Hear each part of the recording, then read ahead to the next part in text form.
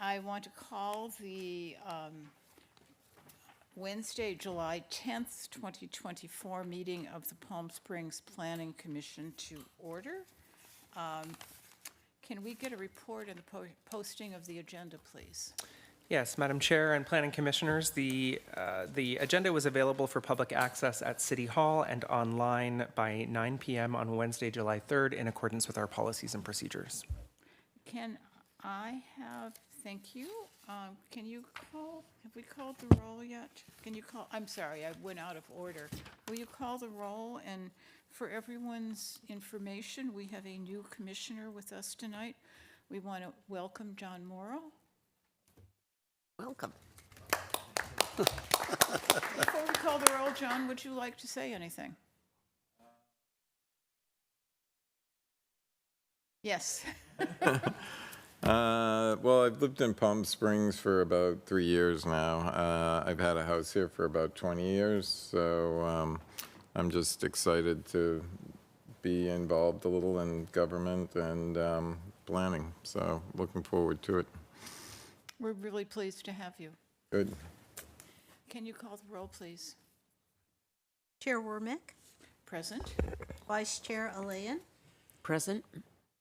Commissioner Baker, Here. Commissioner Miller, Present. Commissioner Murphy, Present. Commissioner Rotman, Present. Commissioner Morrell. Present. Thank you. Now we're at the acceptance of the agenda, and tonight we have one item that we may want to add.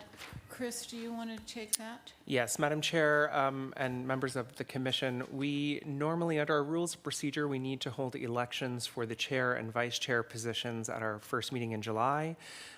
We did not add it to the agenda. We can add it as an item that needs to be considered, again, because it is indicated by our rules of procedure if 2/3 of the Commission, if a motion is made and 2/3 of the Commission agree to add it to the agenda. So we would ask that you do so at your pleasure.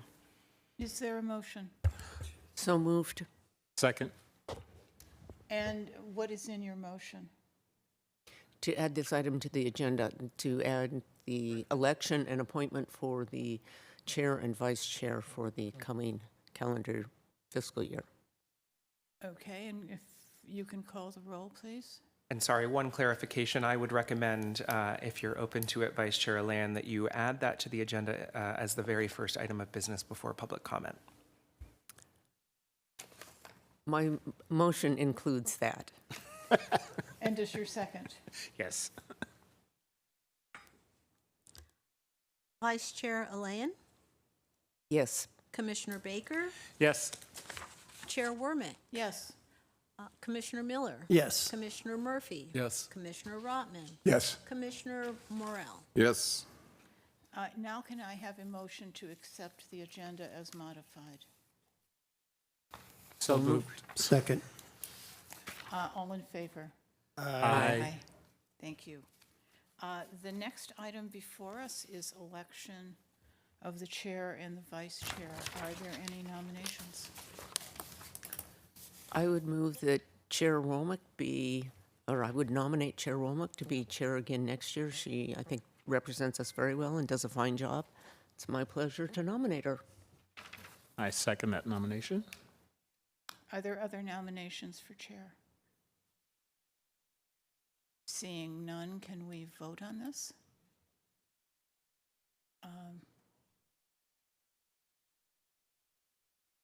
Vice Chair Alayan, Yes. Commissioner Baker. Yes. Can she vote for herself? Chair Wormick, Yes. Commissioner Miller. Yes. Commissioner Murphy. Yes. Commissioner Rotman. Yes. Commissioner Morrell. Yes. And now before us is the nomination for the vice chair, and I would like to nominate Commissioner Alayan. I don't know that people know that that she's joined me in meetings working on the agenda and issues prior to every meeting. She's a very valuable member of the committee, and I think she deserves the nomination. Thank you. So move. Second. Are there other nominations? Can you call the roll, please? Commissioner Miller, Yes. Commissioner Baker, Yes. Vice Chair Olayan, Aw, shucks. Chair Yes. Wormick, Yes. Commissioner Murphy, Yes. Commissioner Rotman, Yes. Commissioner Morel. Yes. Okay, we can move into public, congratulations. Congratulations. Thank you. We can move into public comment. This time is set aside for members of the public to address the Planning Commission on consent calendar and other agenda items and items of general interest in the subject matter jurisdiction of the commission. Please note that we can't take action on items that are not listed on our agenda. Each speaker is allowed 3 minutes. The public testimony, basically, members of the public who'd like to comment on the consent calendar or unfinished business items are directed to comment under this portion of the agenda, and that would include the two consent calendar items and item 3A, which is the request by Toll Brothers. So if you're here on those items, now is the time to make public comment. Madam Chair, as it may be a point of clarification, did you want the applicant team to do their presentation now, or would you, at your discretion, like to take it at the time of the? I would be very happy to take it at the time of the hearing, but if there are members of the public who are speaking on this application, this is the time that they should speak. I do see a few members on the online. I know at least one of them is associated with the project, but if you are watching on Zoom as a member of the public who wishes to speak on this item, please raise your hand.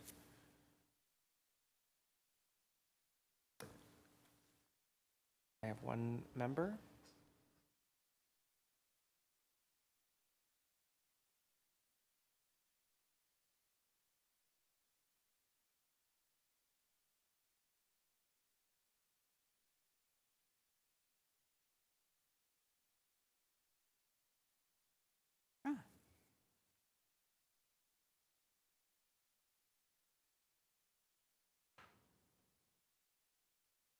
Is Mr. Dozy the landscape architect on this? He is, and he's actually put his hand down, so he may, So I we'll think- allow him to speak at the I time think of the we'll have a few applicants. questions for him when this comes, so if he would prefer to speak later, that would be great.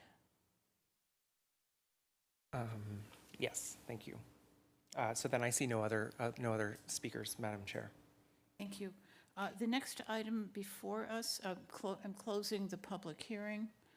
The next item before us is the consent calendar. Does anyone wish to take anything off the consent calendar, or do I have a motion to approve?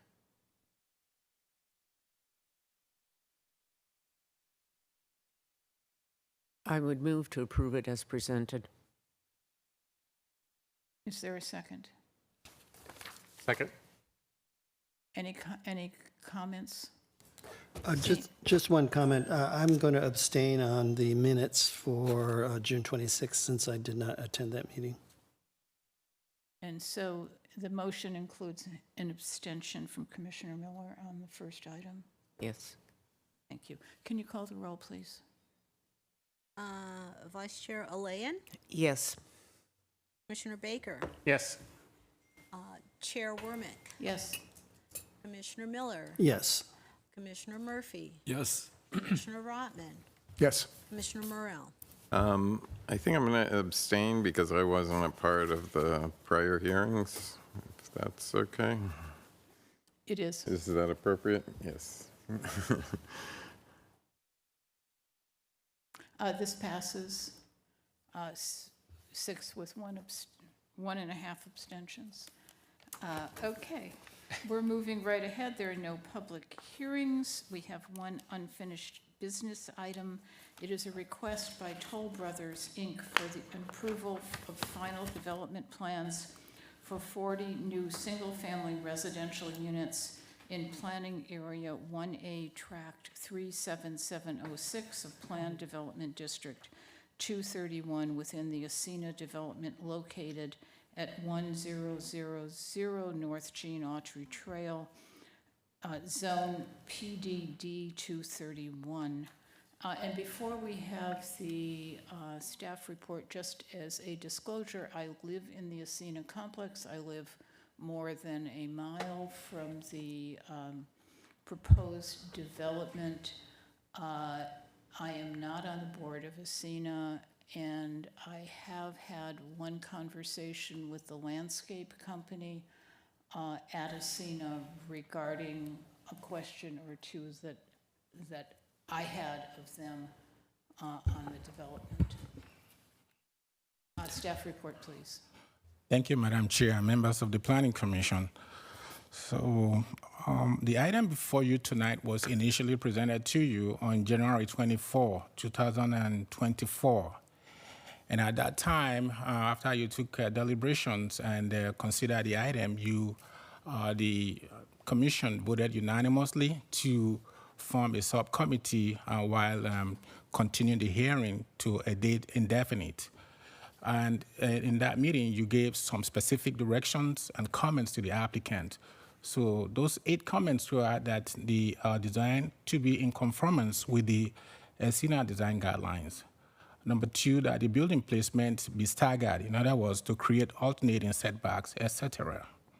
Number 3, you also talked about the facade of the architecture, that they should be in conformance with the architectural styles, which means the mid-century, the international, and modern architectural styles. Number 4, you wanted the architecture to be four-sided, and that was all the elevations to be treated with different architectural elements. Number 5, to consider the use of shared use easement, meaning a zero lot line, to create more attractive open spaces. Number 6, you also wanted some varied street trees. And number 7, a revised landscape plan to include a dog park in Lot D. We'll talk more about that when I start to show the slides. And finally, that the revised plan consolidate the landscape plan per the item or the comment on revised landscape plan to include the dog park. So if you also recall, on January 24, you had 40 homes to be considered on that site. At that time, the floor plans were 3 that were designated as Plan 1, Plan 2, and Plan 3. They also had 3 different elevations that were designated as Elevation A, B, and C. They were all single stories, and the size ranged from 2,779 square foot to 2,279 to 2,402 square foot in size. Again, the architectural styles were the modern series, consisting of the international, mid-century, and contemporary. So what you have before you today is slightly different. And I want to add that just a brief background of this application and the applicant. So originally, this application was submitted to staff on August 25, 2023. We went through several reviews, both by the urban design staff and myself, to review to evaluate the proposal against the elements of the Ascena design guidelines. And we also reviewed the overall site plan. So through several meetings, we then presented that project to you on January 24. That was when you made the 8 comments that were read to you earlier. And by the way, the subcommittee you created consisted of Chair Womack, Vice Chair Leon, and Member Rodman, including a member from the ARC. In your staff report, I did include the comments and the responses of the applicants to those comments. But before then, I just want to talk briefly that today what you have before you also consists of 40 different homes and 3 different floor plans designated as Plan 1, Plan 2, and Plan 3. What is different this time around is that each of them do have 2 separate or 2 different elevation styles. And I'll get back to that as we go on. So first, site plan. To the left is the site plan that you reviewed on January 24th, you talked especially about the Lot D, which is highlighted below. You wanted a dog park, and also you wanted an improvement on the perimeter landscaping. To my right is a revised site plan, which includes a revised landscape and the dog park, which is fenced, sitting areas, and more landscaping than you previously saw on January 1st. So how do we arrive to today? Following the meeting of January 24th, the members of the subcommittee met with the applicant. They were given several comments on how the project can be further improved from what was previously submitted to you. The applicant gave us 3 separate revisions that were again reviewed by the urban design staff, including myself. On each occasion, we provided additional comments and additional directions, consistent mostly with the provisions and the comments given by the subcommittee and the Planning Commission. So we finally got to the point where staff determined that this has to be presented to the Planning Commission, consistent with due process and what is required in our code. Let the Planning Commission make a determination on the review elements that are within the scope of Planning Commission review. That's how we arrived to today. So this is this following slide is an additional landscaping that have been incorporated into the project. That wasn't present at the original landscaping plan that you saw on January 21st. So one of the comments is that they stagger the setbacks and the placement, or let me just say the plot plan. To the extent possible, the applicant worked on that, and there are some staggerings on the plot plan. There were some limitations, though, because of the public utility easement sections of the areas involved. And by the way, in your staff report from pages 2 to 4, I believe, staff did include the responses from the applicant based on those comments, responses to the comments that were made by the Planning Commission and some made by staff. They made those comments. So just wanted to point you to that direction real quick. So there were 2 areas where the applicant could not really meet. That's all the lots, all the 40 lots could not be staggered, again, because of some limitations due to easements requirements. And also, they could not, staff was told that the issue of shared use easement, meaning 0 lot line, could not be accommodated for the reasons that they determined to be so after consultations with their prospective home buyers. That we could not really enforce because of 2 reasons. Number one, that requirement is not contained in the design guidelines, and it was not part of the original PD. So going to the revised plan. So this current slide shows the street renderings of what you have today. And the next slide is what was presented to you on January 24. It is staff's determination that adequate, or should I say, some significant improvements have been made to the plans.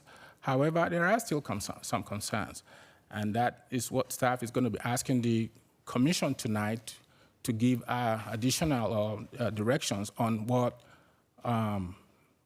we determine to be some other additional improvement that can be made to the design, so that when it goes to the next reviewing body, we can make those presentations to them, either in form of comments, recommendations, or conditions from the Planning Commission. So the next slide is the floor plan. They remain significantly the same as what you previously saw.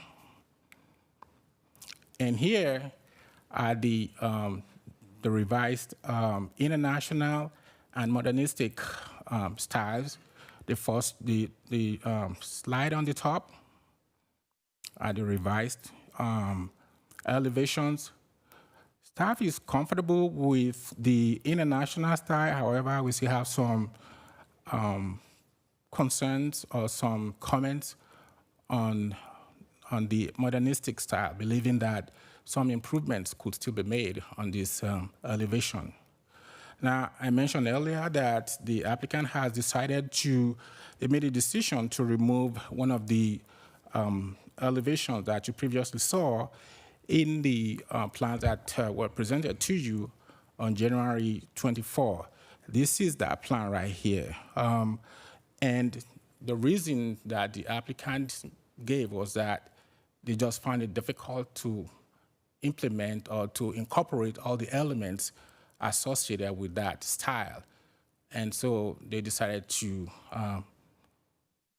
drop that elevation. Again, there is no specific requirement in the code or in this design guidelines that requires that they include that. However, I will leave that up to the Planning Commission on how you want that to be handled.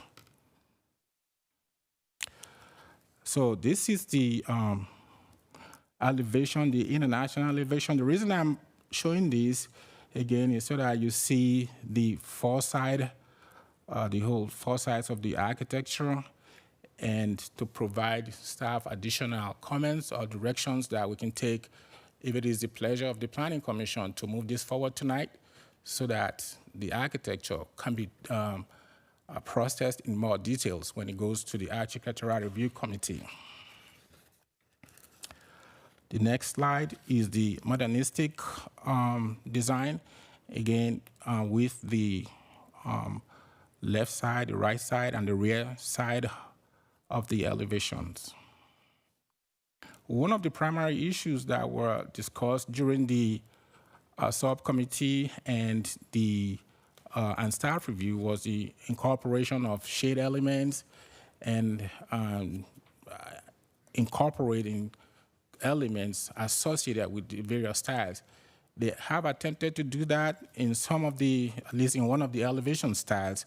However, in this particular one, staff believes that there is too much semblance on these elements to my left and the garage door. There could be some improvement necessary or required here. Again, I will leave that to the Planning Commission to give additional directions to the next reviewing body. This is for Plan 2. This is the floor plan. Again, it is very similar to the original one you saw on January 24th. And these are the elevations. Again, to the top are the revised elevations. To my left is the international, and to my right is the modernistic. And below are the previous elevations that you saw on January 24th.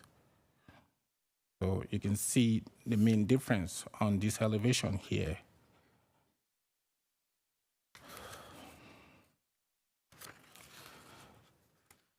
And this is the international style. Also include the three other sides of the elevations: the right elevation, the left, and then the rear.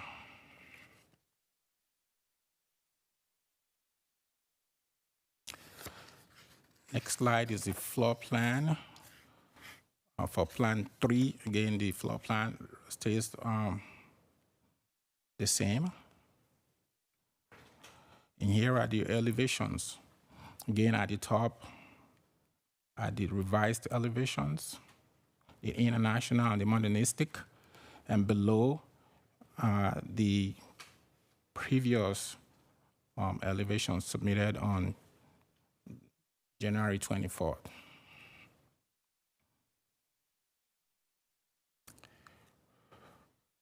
This is just, this slide shows the side elevations and the rear elevations of the same plan.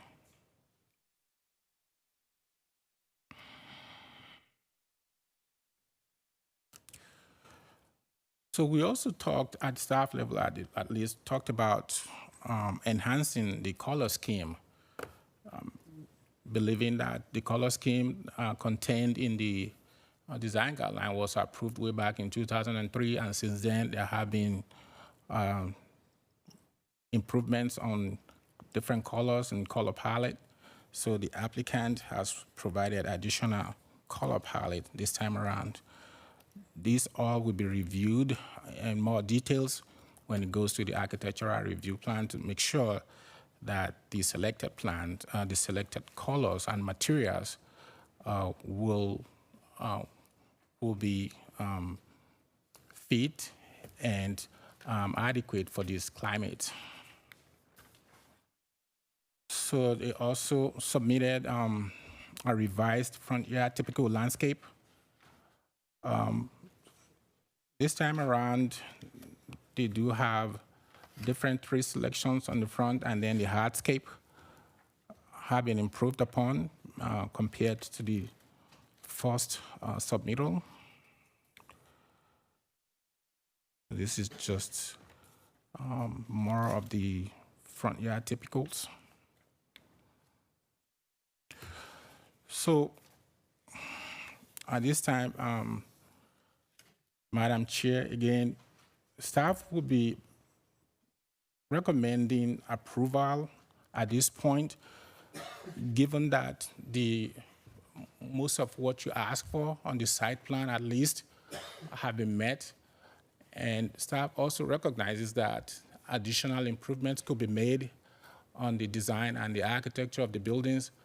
However, part of our recommendation tonight is that you give us conditions or more comments that we will be moving forward to the ARC. And that will complete my presentation. I understand that the architect is online to make a presentation to the Planning Commission. And with that, I will be available to answer your questions, and so is the applicant. Thank you, Madam Chair and members of the Commission. Okay. Before we go to the architect and the landscape architect, it's time for questions of staff. And I wanted to start with one for our attorney who is here tonight. This is a final PD. It's different than what we may normally see, but we're changing and finalizing the PD for Ascena. So I am assuming that we can, if there are issues that this commission wants looked at, we can condition the approval that we give, requiring that the applicant make those changes prior to submission to design review. Am I correct in that? That is correct. You can condition your approval with additional conditions. Thank you. Questions from the commission? Seeing none. Commissioner Olayan. I just have one, in something I'm not understanding in the drawings. When, Mr. Robertson, when you were talking about shade and sun control, on each of the plans, there is, if you look at A 2.3 as an example,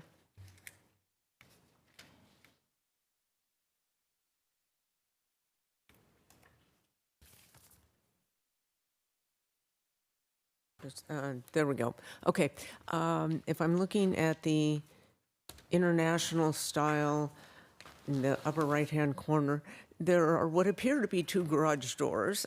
That can't be, and I'm trying to figure out what, I can identify the garage door.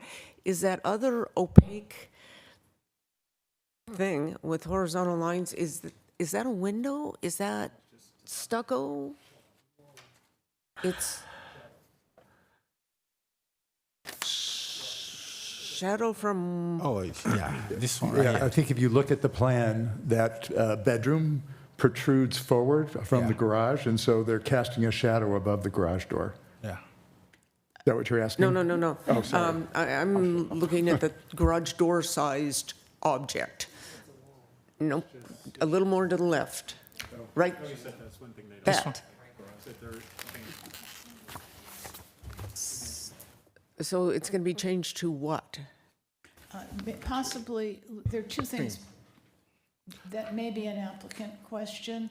And secondly, we had a subcommittee.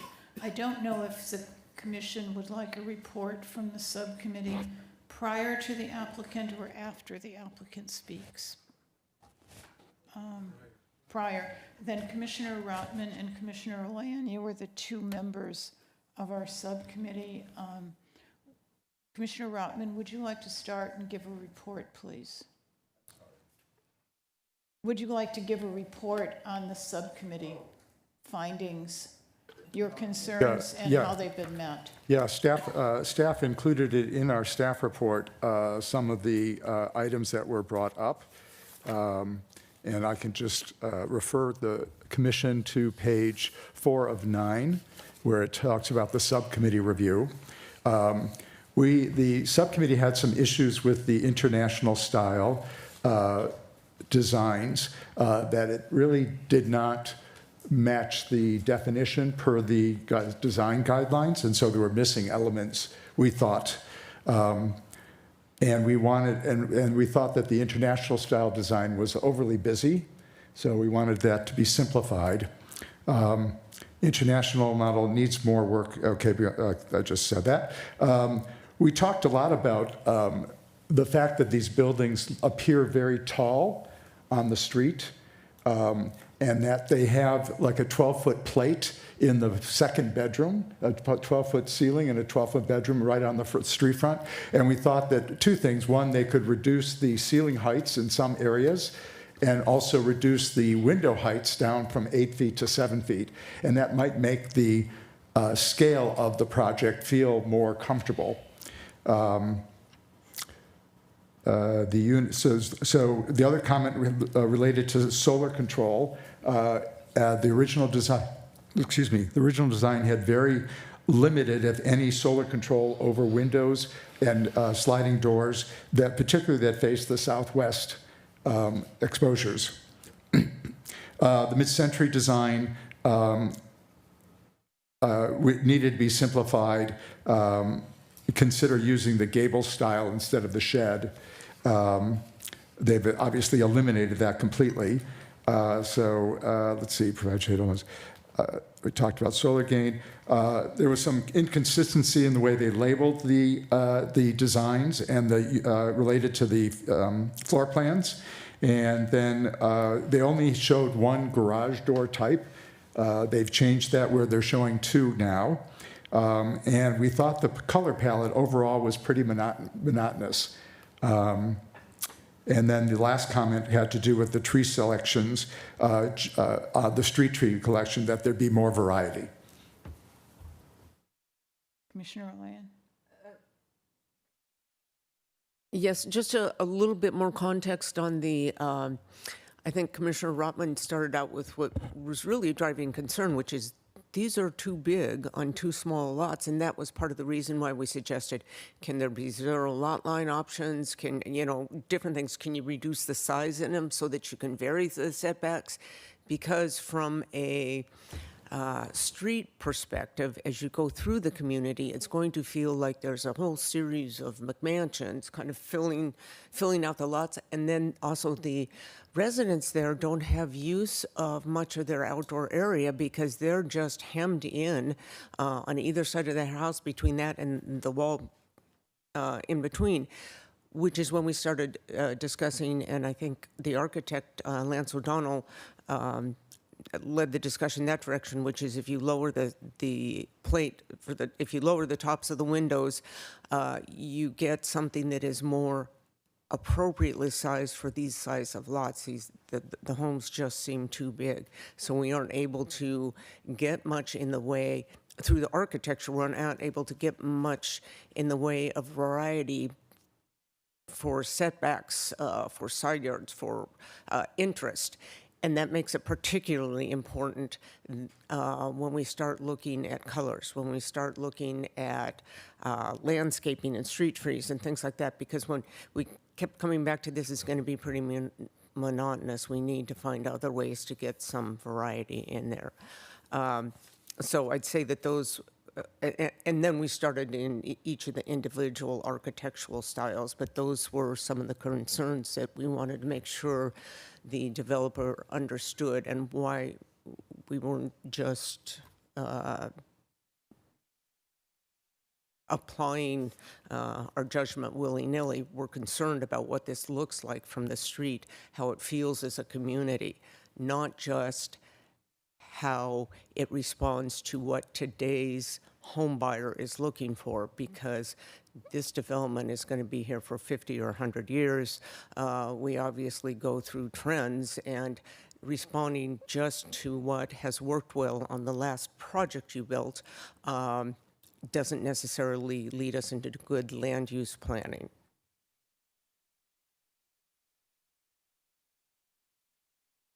Commissioner Murphy?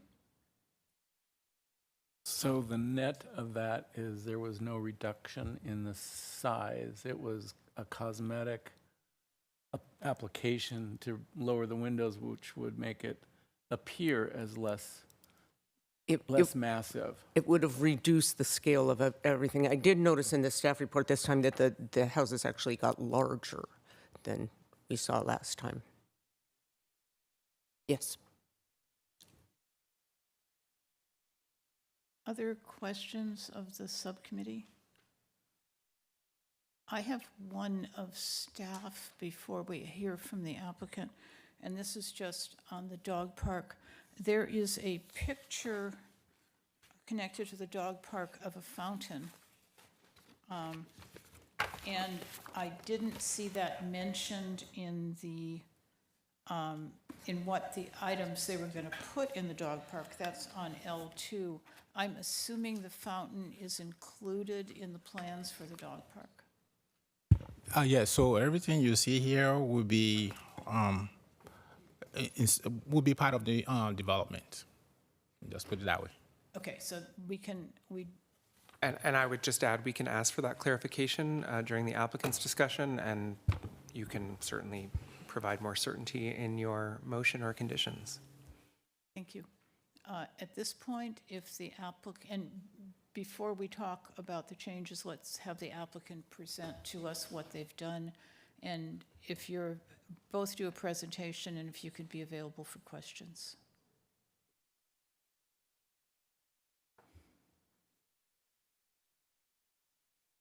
Good evening, Madam Chair and Commissioners. My name is David Irigoyen with Toll Brothers. Can I ask you to speak up or speak more? I apologize, yeah. Yeah, more into the mic, thank you.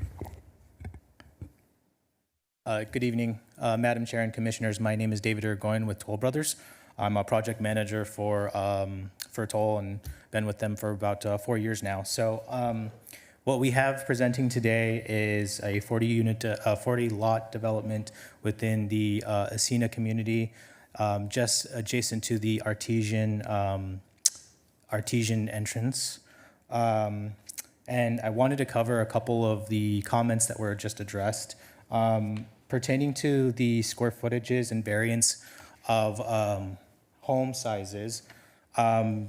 Based on our analysis of what we found, and in particular to the zoning, we found that the lot coverage ratio, or maximum lot coverage for this particular site was 55%. So what is stipulated in the design guidelines and the zoning is that 45% is required for open spaces. So the inverse for the house lot coverage would be 55%. So there's a little bit of a discrepancy, kind of reflective of the varied calculation. And so I believe what had happened on that initial submittal is that the garages and outdoor living spaces were not calculated in that previous site plan. So there's the variation with the square footages. As well as the addressing the comment about the fountain.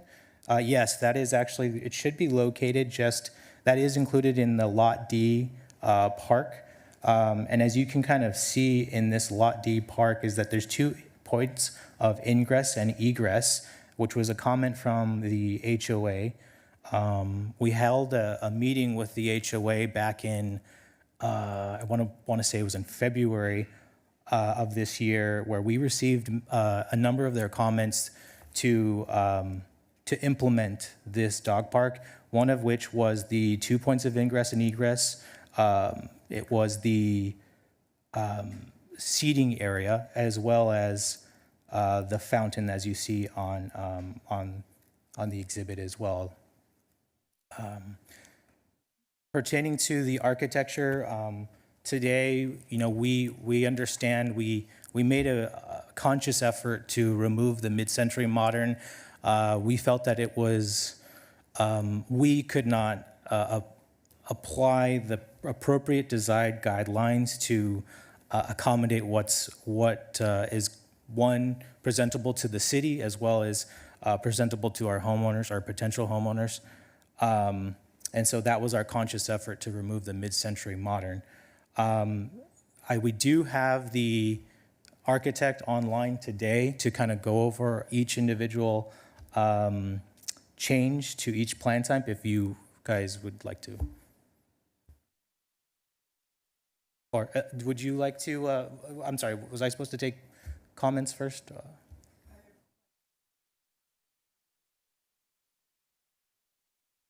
I just have one question about the dog park, which I'm glad to see it's there. Having spent a lot of time outside in the summer here with my dog, it's all about shade, and I just wondered if there's any way to add shade trees throughout, strategically placed throughout the dog park, so that people and their dogs could find some relief from the sun.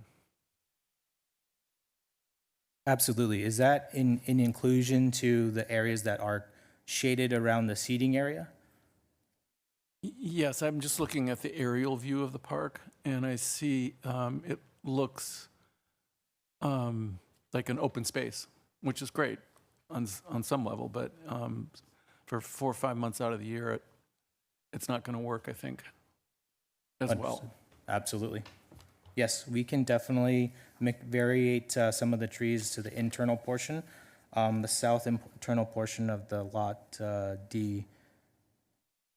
Yeah, I agree with you. It's 124 as of July 5th, so it's a scorcher. So we got to protect our animals and us. Madam Chair, if I might just, I have several members of your team, I believe, online. Who should I be allowing to speak? I see Tom Dozy. It should be Deanna with Bassinian Lagoni, or Okay. BSB. And anyone else? Should be just Deanna. And I got Tom. I actually I have questions of Mr. Dozy. Mr. Dozy, you are available and able to speak. Oh, thank you. Thank you. Madam Chair, members of the commission, I'm pleased to be here and answer any questions.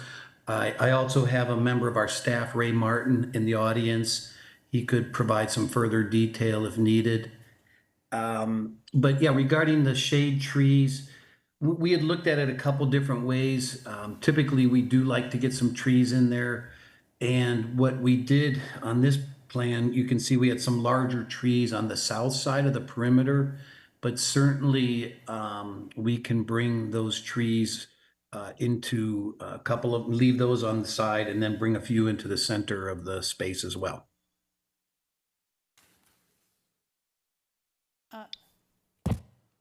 You have a question of Mr. Dozy? Just related to the dog park, I have others, but, and I'm not a dog owner, but is the dog park mainly flat, or do you plan to have some mounding? I mean, is that a good thing for dog parks to have some mounding so that they, little hide and seek or something? Anybody want to weigh in? As a dog owner, the flat parks work well. There, in every dog park that I've been in, there's some raised areas, but it's usually just the topography of the area as opposed to it being planned to have raised areas. It's probably better for the people if the dogs are bounding for the area to be flat so that people don't get pushed over. Okay. That would be, Commissioner Murphy, do you agree with me on that? Also having line of sight at all times for Yeah, your pet and a is good important. line of sight. And I completely agree about the trees in the dog park. You had more questions of Mr. Dotsie, because I have. I do. So what I did is I went through the different comments that we made initially back in January, and I'd like to go through them one by one, if I may. The first one is conformance with the design guidelines, and you've reduced it down to the modernistic and international styles. And I went through the design guidelines Mr. Dotsie and is a highlighted just some landscape specific. architect. I'm sorry. He's a landscape architect. Oh, landscape. Sorry. They're landscape questions. I have some landscape questions that are not about the dog park. First of all, I thought that we were going to get a consolidated landscaping design around the perimeter that was going to show, as I understand, there's landscaping that is being installed or has been installed by somebody else around the perimeter, and this project was going to butt up against it. And what I'm seeing, it appears to be just DG or inert surface or something tan colored around the perimeter. Is all the landscaping actually shown? Or is this actually just showing the landscaping that Toll Brothers is going to install? And somehow this isn't quite what I expected to see. And there's no legend for the very perimeter, which is closest to Artesian Way, that is all colored tan. It has some symbols on it, but they're not on the legend, so I can't tell what's being depicted. I don't know if that's just the topography. Ray, would you mind coming up on this one? I'm looking at the revised site plan on whatever is on the screen. Can you come? I think I can answer that question, Commissioner. There's the way the toll project has been designed, there's two separate sections. There's the housing units, the internal streets, and the typical landscape plans for the units. And then secondly, there's a complete set of plans that deal with the perimeter landscape that include, plant quantities, plant palettes, and some of the specifics that you are speaking of. And I think what was put into the package was more of an illustrative plan depicting, how the treatment, but there is a full set of drawings that do deal with the perimeter. And then the second part of your question, the toll track, the property line does not go all the way to the curb of Artesian Way there. And so there was existing landscape, and I believe it was put in by the SunCal Group, or there's another owner of that property. We blended our plant palette as much as possible to work with that and enhance it. However, we did not go all the way to the curb of that street because that is actually part of a different property owner. So I think that's what we were looking for. We were trying to see how what you were going to do blended with what SunCal had done. And is this just not showing SunCal's work? Or is this showing it and there's just nothing there? There's nothing there. It's just showing it as topographic, from the aerial survey, plant massings. There's some palm symbols in there. You'd have to look at the aerial topography that is superimposed on it, but I can understand at the scale that you're looking at on the plans that it's hard to see on there. Can I do a point of order on this, just for a second? There is nothing there. It's dead. And it came in with the owner prior to New Valley. I think it was a Lennar affiliate. It is the responsibility of the declarant, which currently is SunCal, to finish that at some point in time. I believe our request was that you work with them to come up with a unified plan, because what we're going to see is two different sets of irrigation, different sets of lighting. I don't know if there's a lighting plan in this. That will be a question, but it'll be two different sets of plans, because what's currently there isn't anything much that's living there.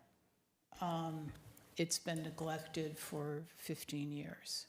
And I would just add clarification for the commission that we cannot obligate them to work with an adjacent property owner. If there's a lack of clarity around what the declarant is looking to do in terms of landscaping on that location, all we can do is simply ask that they coordinate, but we can't condition or require that they do that work since it's not in their control. And the question was, did you try and coordinate with them at all? Yes, we did work with SunCal to see what types of plantings that was installed there. And that's what we came up with, this plan generated now. Okay, so everything existing and what is planned is shown on here. That's what we were looking for. Okay, thank you. My next question is about street trees, and both in the original hearing and then in the subcommittee meetings, we talked about needing more variety in the street trees. And I'm curious, because the style guidelines for landscaping for the contemporary styles has 13 different types of trees, and only 4 are used in your design, 2 of which are alternated between each lot for the street tree in front of the house.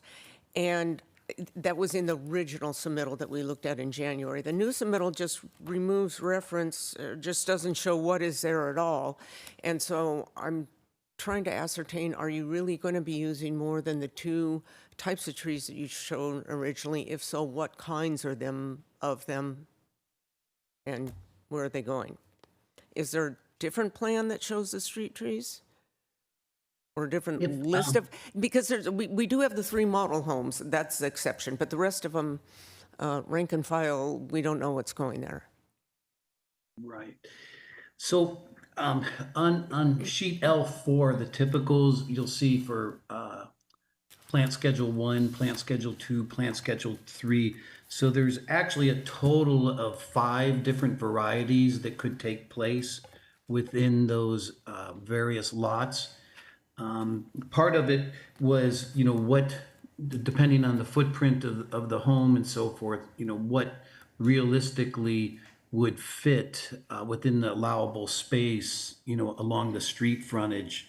So it's a combination of some understory trees and also some canopy trees that have different canopy sizes. Part of it originally too, where we had a limited amount, was really to kind of create a street tree effect, where the street trees, Mr. if they were all the Mr. same, Dozy, create can a I interrupt for unifying just a second?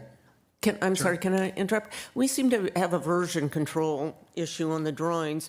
The L4 that I'm seeing on the screen is not the L4 in our package. L6 is the package. Is there, what was that L4 from that we were looking at on the screen? I think that was the older version. Okay, so I'm looking at L6. L6, L6 would be the most recent one. And that's on, that's L6 of your exhibit. Oh, Yeah, okay, thank you. I'm sorry, now go ahead. So there is variety in the street trees and the types that we did select in there. But one of the thoughts too initially was using a very similar canopy tree throughout the project to create a unified street theme versus everything being different and separate. So, but with the varieties we have, I feel that we and the lots that they apply to will create still a unifying effect, but allowing for that variety and also the different sizes between the larger canopy trees and the more understory trees and vertical trees as well. Okay, and then on the original drawings, originally what we saw, there was going to be one street tree per lot. Your models that you're showing on L6, some of them have 2 trees and some have 1 tree. Is that going to vary as well? Right, it would determine, on going back to the site plan, the actual plot map or track map, where those would fall, and the reversing of the home footprint on the lot, allowing the space where there could be 2 smaller trees in between 2 driveways versus 1 large tree. But in most cases, just because of the illustrative nature of the plan that shows plan 1, 3, and 2, if we showed the next lot to it, then you'd see another tree adjacent to it. So typically there would be, a larger tree and a smaller tree adjacent to each other. Okay, now, on this L6 that we have now, I notice also that there are different palm trees from what we were originally shown and from what's shown on some of the other drawings. We had robustas previously, and those are shown on some of the existing drawings, on the legend for all the existing drawings, except this new L6. New L6 has the hybrids instead. Are you going to use hybrids throughout, or are you still planning on using the robustas?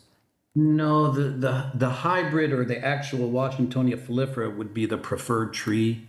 But the hybrid, is a good solution where it has the characteristics of the foliifera, but not quite as large of a trunk, but it doesn't get out of control height like the Robustas. Robusta, yeah, the Mexican fan palm. Okay, those were my questions. Thank you. And Commissioner Miller? Thank you, Chair. I've just got one question regarding the landscape, and that is, you have a street named Desert Ironwood, but I find it ironic that you don't have any desert ironwood trees. And I know they are small, they are expensive and relatively slow growing, but is there another reason why you chose not to include any desert ironwood trees? I'm going to jump to the construction drawings because I believe we had, again, on the perimeter set of detailed drawings, there are ironwoods that were proposed for that street where we had larger open space areas, particularly at the ends of the lots.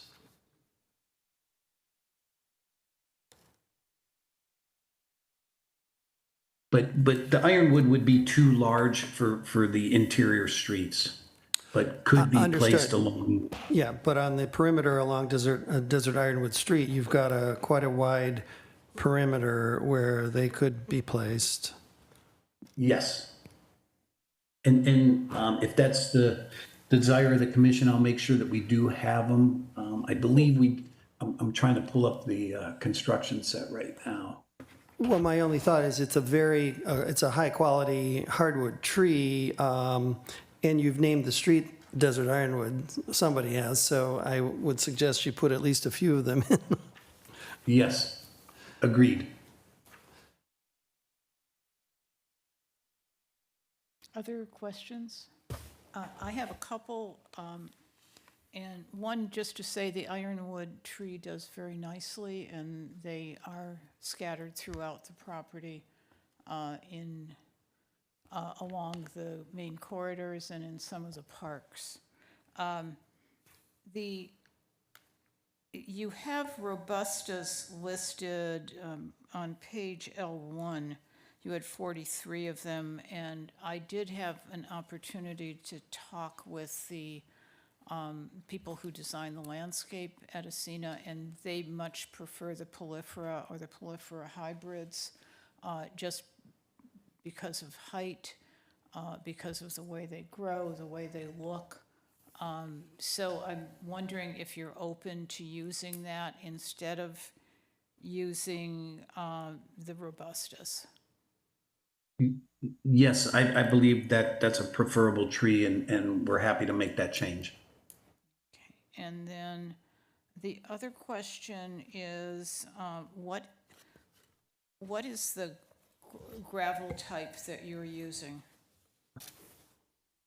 Where you're in front of the homes, I'm assuming you're doing some DG or 3/8. What are you using? The color of the material it's a graphite gray material. I'm more worried about the size and the wind. DG doesn't last out there. Yeah, a given wind. 3/8 inch. 3/8 inch is fine, so it's okay with you that we specify 3/8? Yes. Okay, and then on Artisan Way and Copper Way, the association uses, I'm just trying, basically they cover the walls to cover over them where they can so that the walls aren't visible. And when I looked at the larger massing shrubs, those didn't look like they would cover the walls. They've used a larger massing shrub, actually Vitex, in a number of places where they haven't, Bougainvillea doesn't live out there very well. And I don't know if you went through and looked, I'm assuming you went through and looked to see what survived in the most recent climate shifts out there. But given that you've got an area in front of this that the declarant is, at some point, is going to be required to fill in, it's not going to be allowed to stay barren and turnover. I think there would be a preference to make sure that what you have at the back is larger massing shrubs that something else can fit into in front of it. And possibly looking at the shrubs that actually live in that climate, which includes wind. Correct. Right now we do have a combination of the larger shrubs with some smaller plant material, and then the trees. So we created a layering effect of that, but it isn't strictly all large shrubs along the wall with smaller materials. We kind of intermixed it into groupings, but certainly we could add some larger shrubs along the wall area for screening and so forth. I think that would work nicely. Okay. And I think the other is irrigation and lighting along Artisan and Desert Ironwood. I'm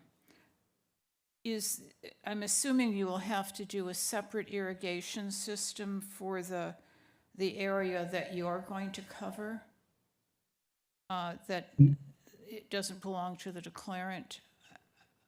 How would that work when how would that work with the existing irrigation that's there? We actually have a separate meter, time clock, and a supply line for the perimeter landscape.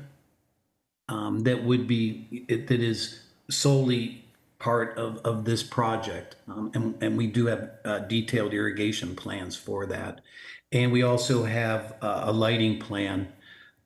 We took into account, on our site visits, some of the existing fixtures that were out there. Some, of course, were in disrepair, but there will be a new lighting system for the proposed plant material adjacent to the toll project along Artisan there and Desert Ironwood.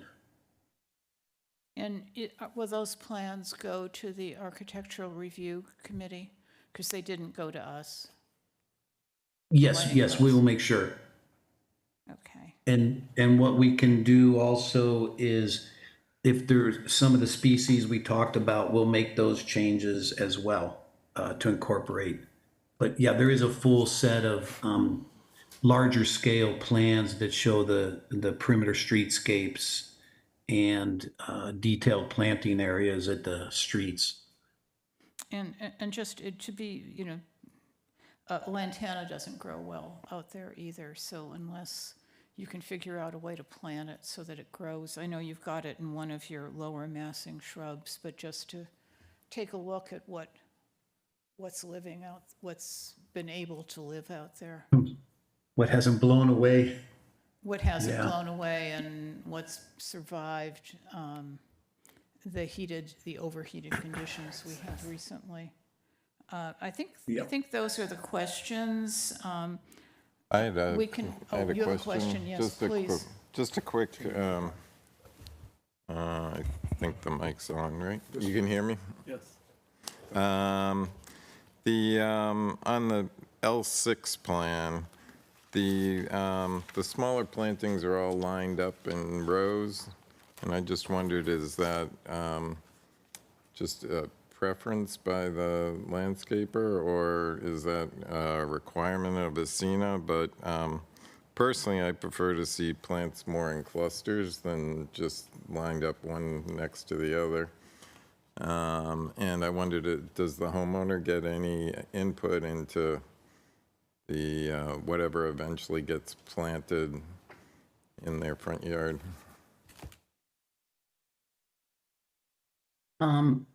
I believe the area that where the plants are lined up in a more geometric pattern is off of Copper Way there, near the entrance into the project area.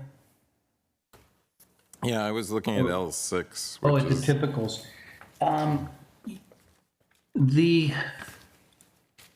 What we did purposely go for a more geometric design effect there, kind of using the structure and the unit behind as a backdrop, and then silhouetting the plants in front of it.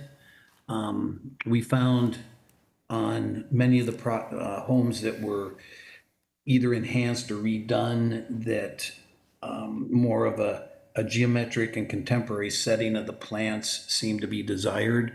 But we have also the ability to make one, less formal if desired. I, on the other hand, prefer the linear look that you have listed. I did my yard similar fashion.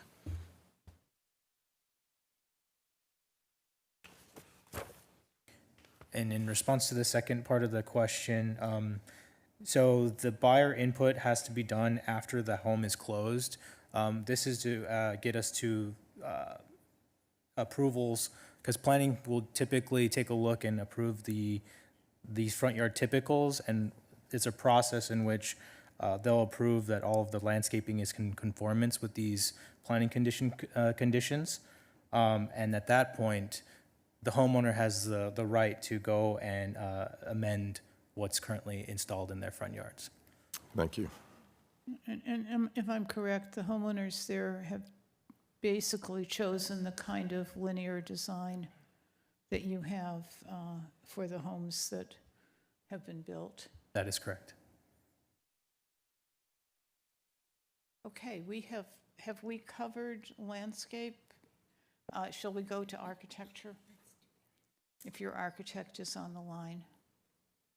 It'd be And we'll try and go back and make sure, everybody keep notes on what we've agreed to. I've tried to keep them, and we'll.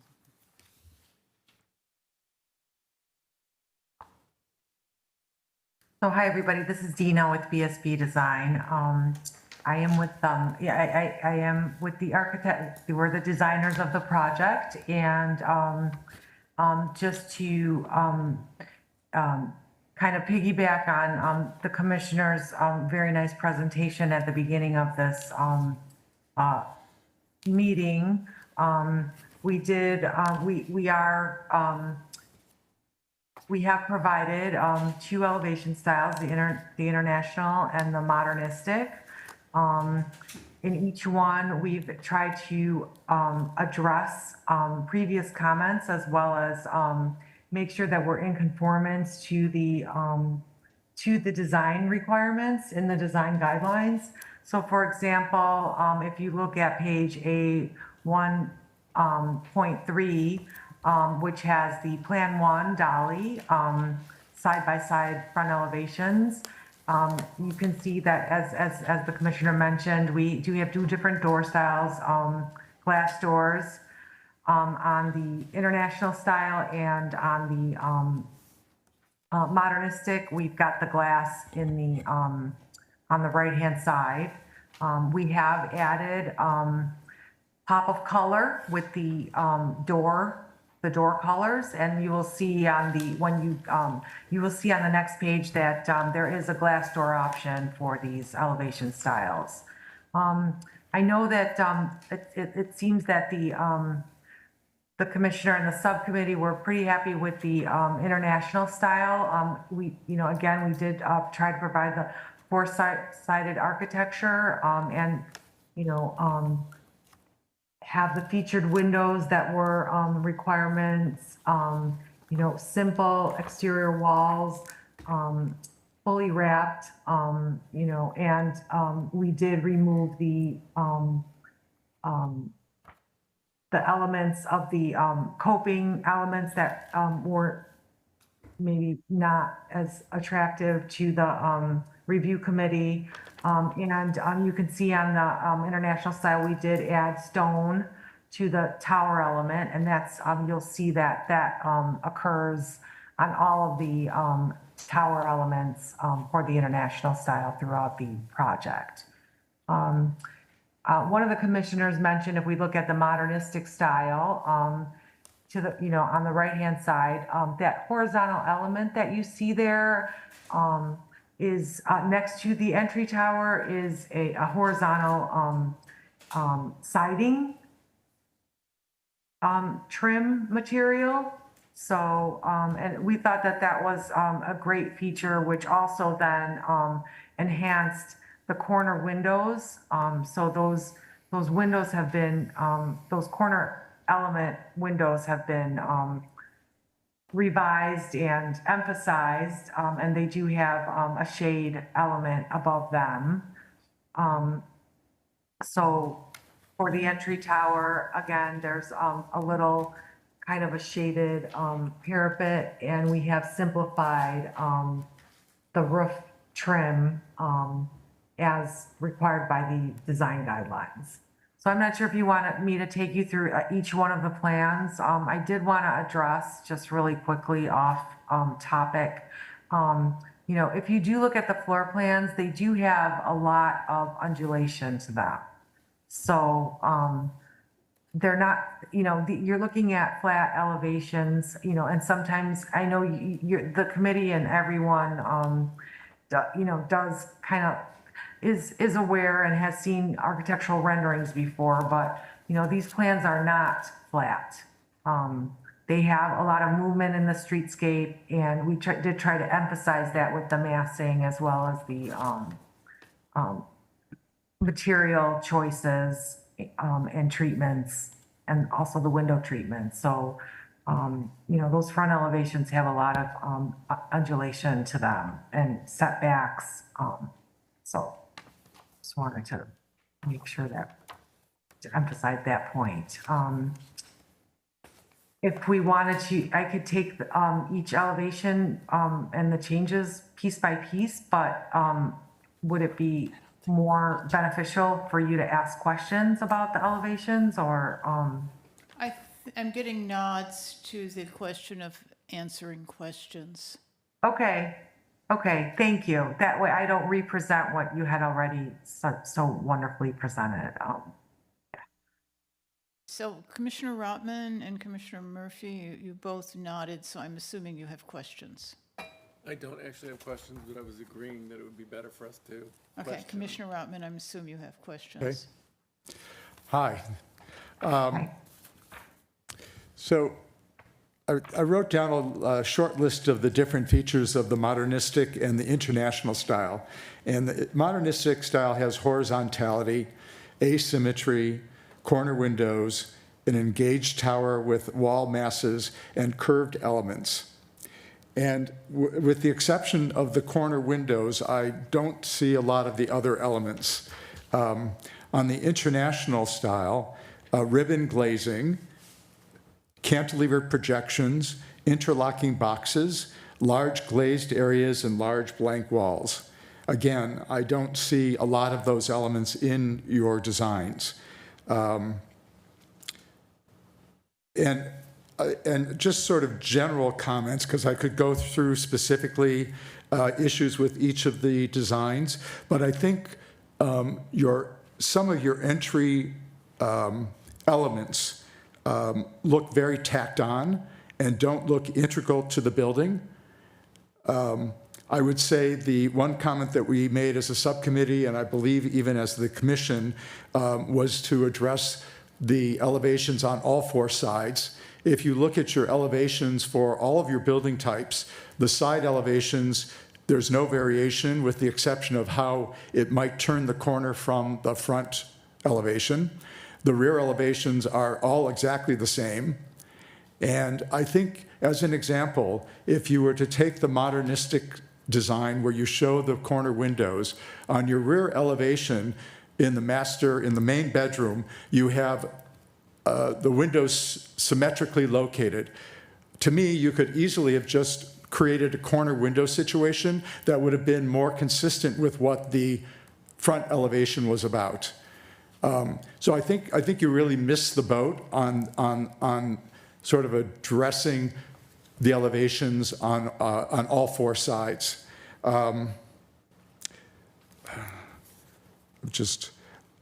Again, back to the entry elements. Again, both the modernistic and the international style, there's a tension in the design, and I don't see that tension. And all of your entry elements are symmetrical. I would love to see you do something that pushes it to one side or the other. And again, these are more comments for ARC to review, but I think there's some direction that I would really like them to look at. I'm trying to keep this simple.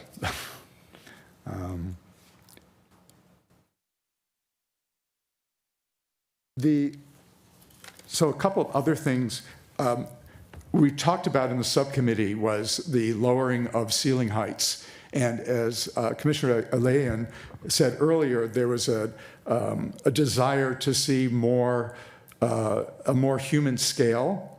And I mentioned it earlier that bedroom 2, which is in the front of the houses, typically you have that at a 12-foot ceiling. And you have your main bedroom at a 10-foot ceiling. And so that seems incongruous to me. And if you were to lower that bedroom 2 ceiling to 10 foot and potentially lower the window heights, you could bring down the scale of the front elevations and create a much more pedestrian-friendly community. I've also looked at the color schemes, and I think they're still very monotonous. It's variations on taupe, and I really hope that even though you do show some color on the doors, the entry doors, I really wish that you had come back with something with a little more variety in colors. When you look at the streetscape, the street scene that was given to us in our packet, and you look across one side or the other, I would be lost. I wouldn't know, where I was going. It all looks very monotonous to me and very similar. So I'm not real happy with the redesign. I think you've gone in the right direction in some areas, but you've really missed out in others. Well, I appreciate the feedback. We certainly do, and can take some of your comments into consideration. Certainly.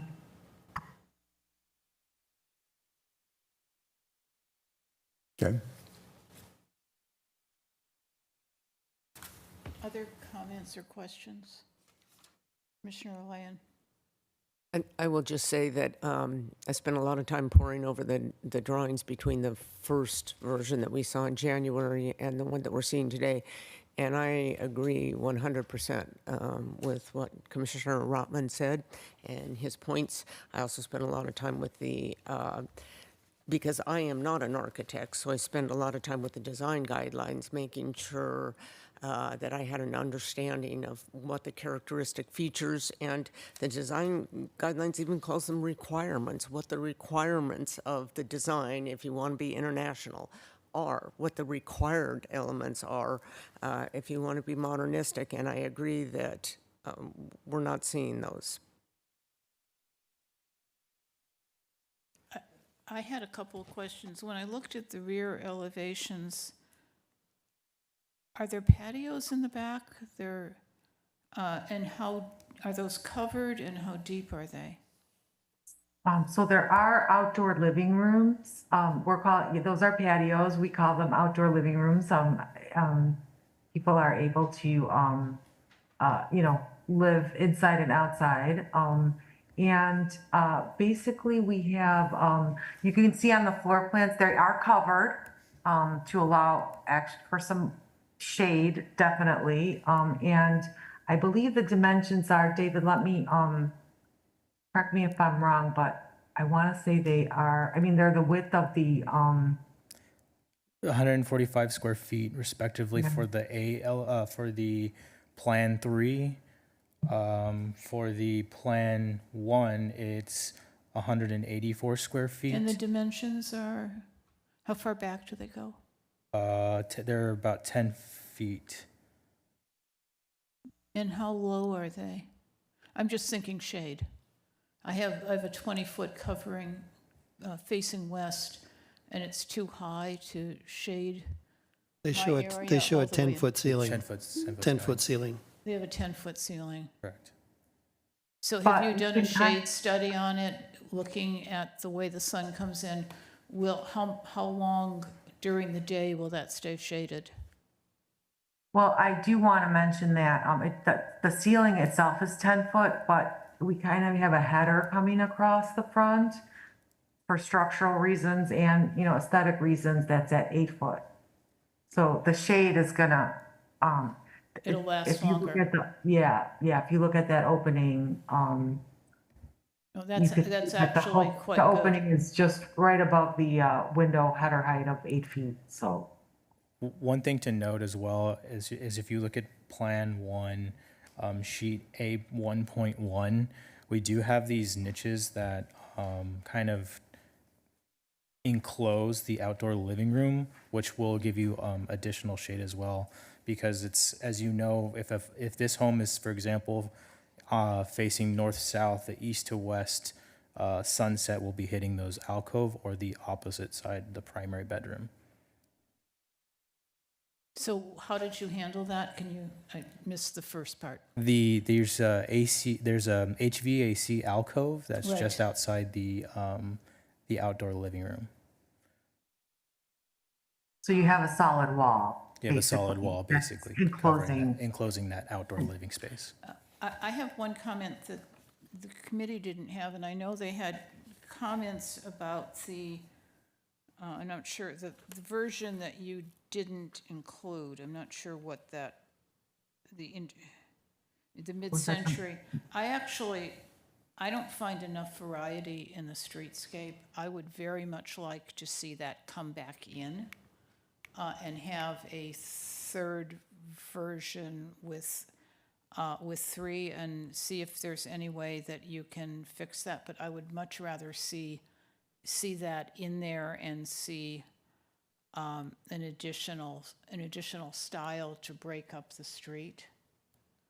And I don't know if anybody else agrees with me, but to me that there's a little too little variety. And the other thing is the siding element on Plan 1 modernistic, the Dolly. That siding doesn't work for me. Just in terms of what it looks like, it doesn't, it kind of breaks up the windows. I don't know that it adds. And possibly if I saw it in real, not in a drawing, but in this version, it's confusing to me.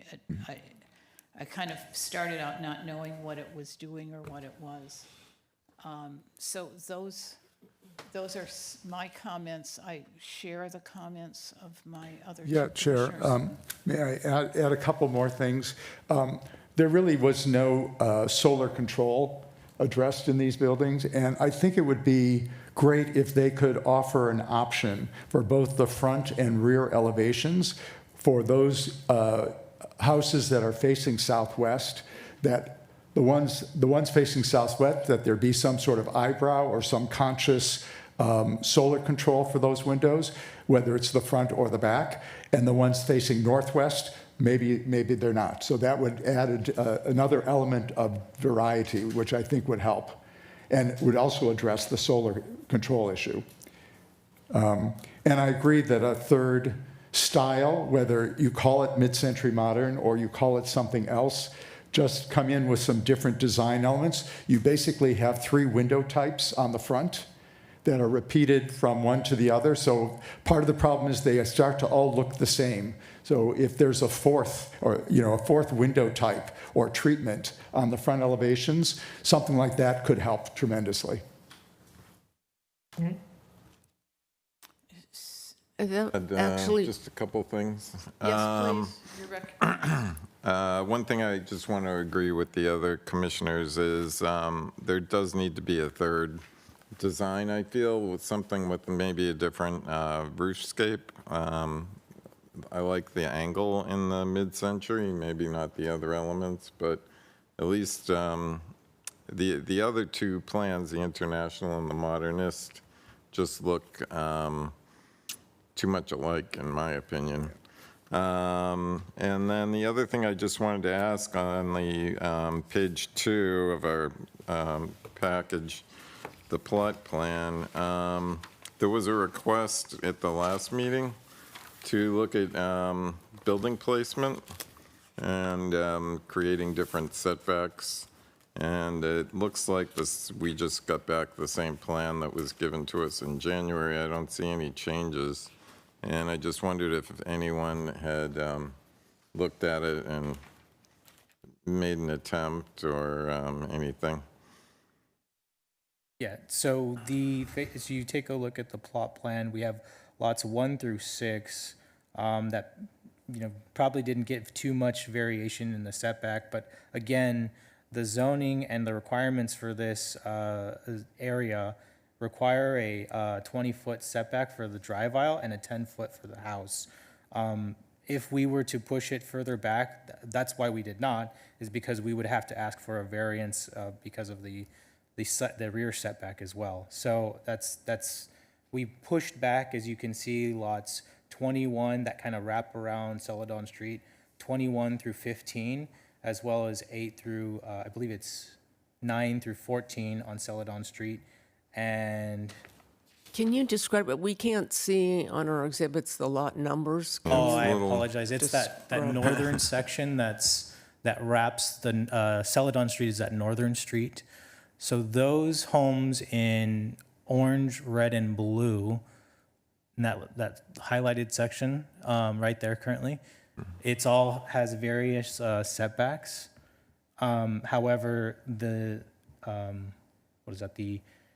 eastern side, lots 1 through 6, where we held to the zoning requirement of the 20-foot drive aisle setback and a 10-foot front setback. I apologize. For the ones where they have the deep backyards, I'm more concerned about the street setback, because we're looking to develop a community that's got variety in it for not just the people living there. Could there be some oscillation or some variation in setbacks where there is room? That would add more interest from the street. One question for the planning director on this. I'm very familiar with these setbacks. We've dealt with this before. The necessary setback is probably 18 feet for a car, am I correct? Can I No, respond I'm to just that? asking, I know Asina's guidelines are 20 and 10. Do we have any flexibility to allow them to go, to vary to 18? We need to comply with the, not just what the zoning rules say today, the PD. but the preliminary PD. So some of what we're talking about is starting to veer into what might need to reopen the preliminary plans, and I'm getting concerned about that. So we can't do that, and that's, Really, the decision tonight is, does this conform with the preliminary plans? And so a lot of the conversation that we're having is great advice and recommendation to give on to the next approval body, but we have preliminary plans that were approved quite some time ago, so I think some of what we're talking about needed to be addressed then. But my question would be, some of the findings that we're asked to make are whether or not the proposed design complies with everything, including the design guidelines. And Correct. these I'm generally, meaning we're the talking, setback issue here. I mean, they are, Okay. the lots were configured at the time of the original approval and some of the general layout. Certainly some of the architecture, and there is a bit of a disconnect in terms of what the PD ordinance says, and then some of the changes that we made in 2019 in terms of roles and responsibilities between the Planning Commission and the ARC. So I think, Commissioner Rotman said it well, and that a lot of the conversation is a recommendation to ARC, but the design and the landscape is not before you tonight. A finding of general conformity is, and so I know that there's a bit of confusion there, but I think the way to cut that is to give advice onto the ARC to review this in more detail. Basically, we said earlier that we could condition what went to the ARC for approval, and I think that's the question, is can we do that so we can say to the ARC, to the applicant, these are the changes we'd like you to make. You've agreed to, for example, change the Washingtonian robustus to Washingtonian pulliferus or pulliferà hybrids. So when the plan goes to them, it should reflect that. The concern I would have with that is tying another approval body's hands by making it an affirmative condition, rather than suggesting that the ARC So look our at that in choice their is to review. turn it down or not do this. I don't think that you should tie another approval body's hands by telling them how to do their job. But if the applicant has agreed to things, I think it's a recommendation to the ARC, who are the ones tasked with final landscape and design approval. but I know we're limited on the number of meetings that we can have on a project.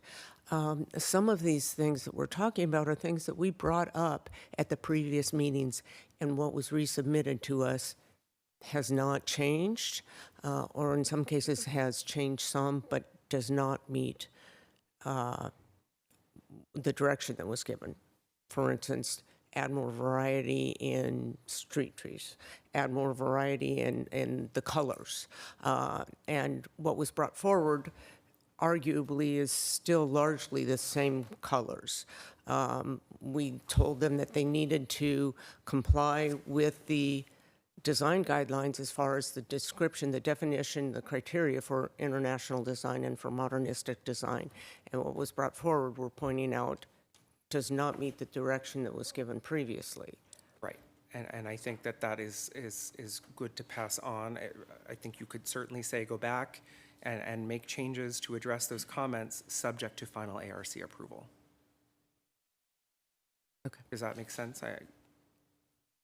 It does, but it also makes sense to me that if I can't find that the plans are consistent with the Asena Architecture and Landscape Design Guidelines, then I have to Right.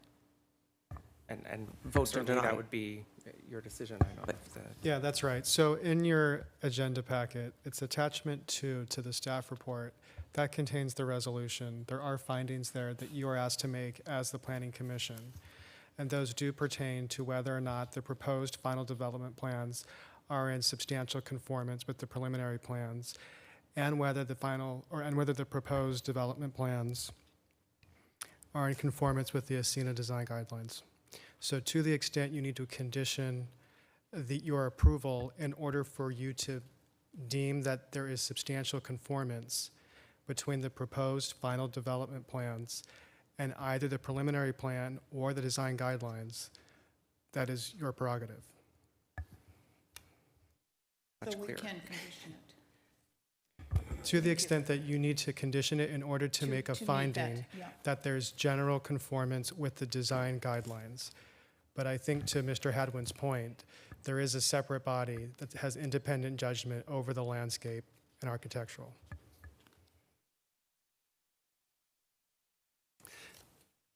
And if I could, just remind Vice Chair Land and the other commissioners, the findings are worded such that there is flexibility. It says the final development plan is in substantial conformance. So those are built-in flexibilities that all findings have generally, because it's not supposed to be so regimented that, you know, it hamstrings creativity and differences, so. Okay, thank you.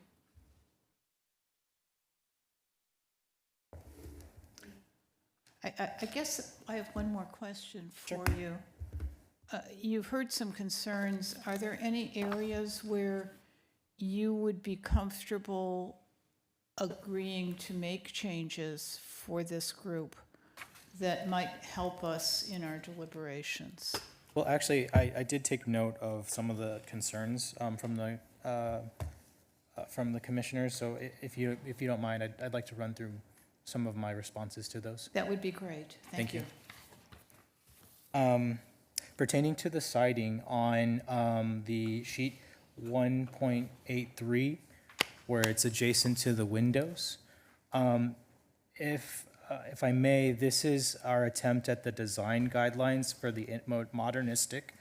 And I'll read from the verbiage of the design guidelines. It's horizontal grooves or geometric patterns and/or stylized motifs at the top of wall plane used as accent just below the top of the parapet. So that was our attempt at that exterior materials requirement pursuant to the modernistic design guidelines. And as you know, we have that on each and every single elevation of our plan, 3 plan types. As well as solar control, you'll see that the eyebrows are what we've added as our attempt to as solar control, as well as on sheets 1.4. I apologize, that's not the right one. 1.5. We have a pop out on the right side elevation of 8 inches, which is actually solar control for these 2 windows adjacent to those, as well as we do have at the rear, there's solar control there as well as our shading requirement, as Mr. Rotman had said, as Commissioner Rotman had said. I do not see any issues with bringing back the third mid-century. The third elevation is the mid-century. Our concerns, just so everybody is an understanding of our concern there, we found issues with the solar panels and shading requirements. We've always, as you know, we've always had issues with those as pertaining to roof warranties and such. But we've always had to reassess our solar energy, solar capture of those panels, and those pitched roofs with just one slant obviously don't get the best solar exposure. So that's why we've only proposed all flat roofs at this juncture. And I think that's all I have for you guys on the comments.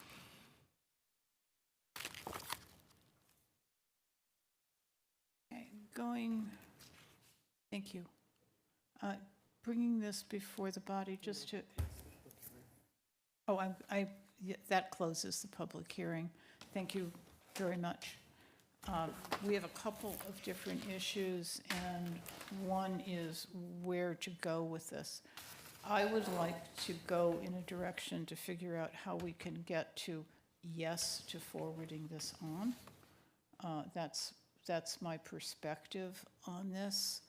And then condition it to the extent that we can to deal with the issues that have been raised.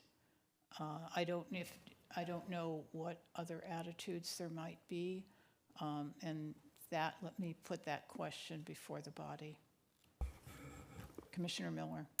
Yeah, I generally support that concept. I certainly don't want to belabor this more than we already have. And like you said, there are limits on the number of meetings, and so at some point, this will be taken away from us. But I agree that it would be great to forward this on to the ARC with a list of recommendations for them to look at. Again, they've got certain authority, but I think we can put a list together that is our list of recommendations that we think should be done or should be looked at. Is there any different opinion? Seeing none, that's the direction that we're going in. So let's start with the easy stuff. The easy stuff is recommendations on landscape. And the list I had was the gravel would be 3/8 inch in front of the homes and other places. There is a fountain in the dog park. That the trees, the Washington robustas, be changed to Washington polypheras or Washington polyphera hybrids. That along the that the irrigation and lighting plans be forwarded to the Architectural Review Committee to make sure that they're reviewed, since we couldn't take a look at them. That along the wall on Artisan Way, that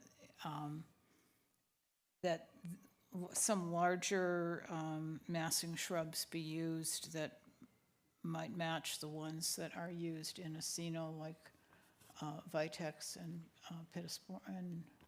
Is it Pittosporum? Pittosporum, am I getting it wrong? Pyracantha. The applicant agreed Pyracantha. to add a few larger canopy shade trees in the dog park. And adding a few larger canopies, shade trees in the dog park, and adding ironwoods along Desert Ironwood Drive. Are those the things that we got? I would suggest that we don't talk about specific species or specimens, because the things we're naming here are not in the design criteria. And I don't want to suggest that they not be included. I think it's appropriate to say that no invasive species be used, which would rule out the robustas. It's not invasive, it's just not local. It is. It's carried on the list of invasive species for the Coachella Valley. Well, can we say that the applicant agreed to do these things so that we're recommending them, because they are things they agreed to? I think it's the commission's decision on if it's a recommendation, then I think, it's up to you what you want to recommend. I think this is what I was trying to communicate, and we had a better description of it here, which was finding the balance between a condition and a recommendation. Yeah. But recommendations, I think you're free to do what you wish.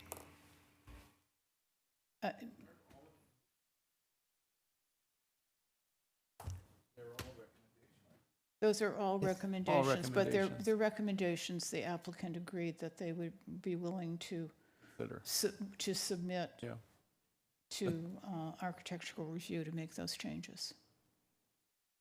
Am I correct on that?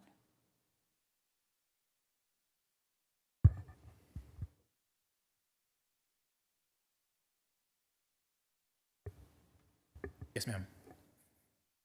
So if there's a way of wording that, planning director, so that it includes.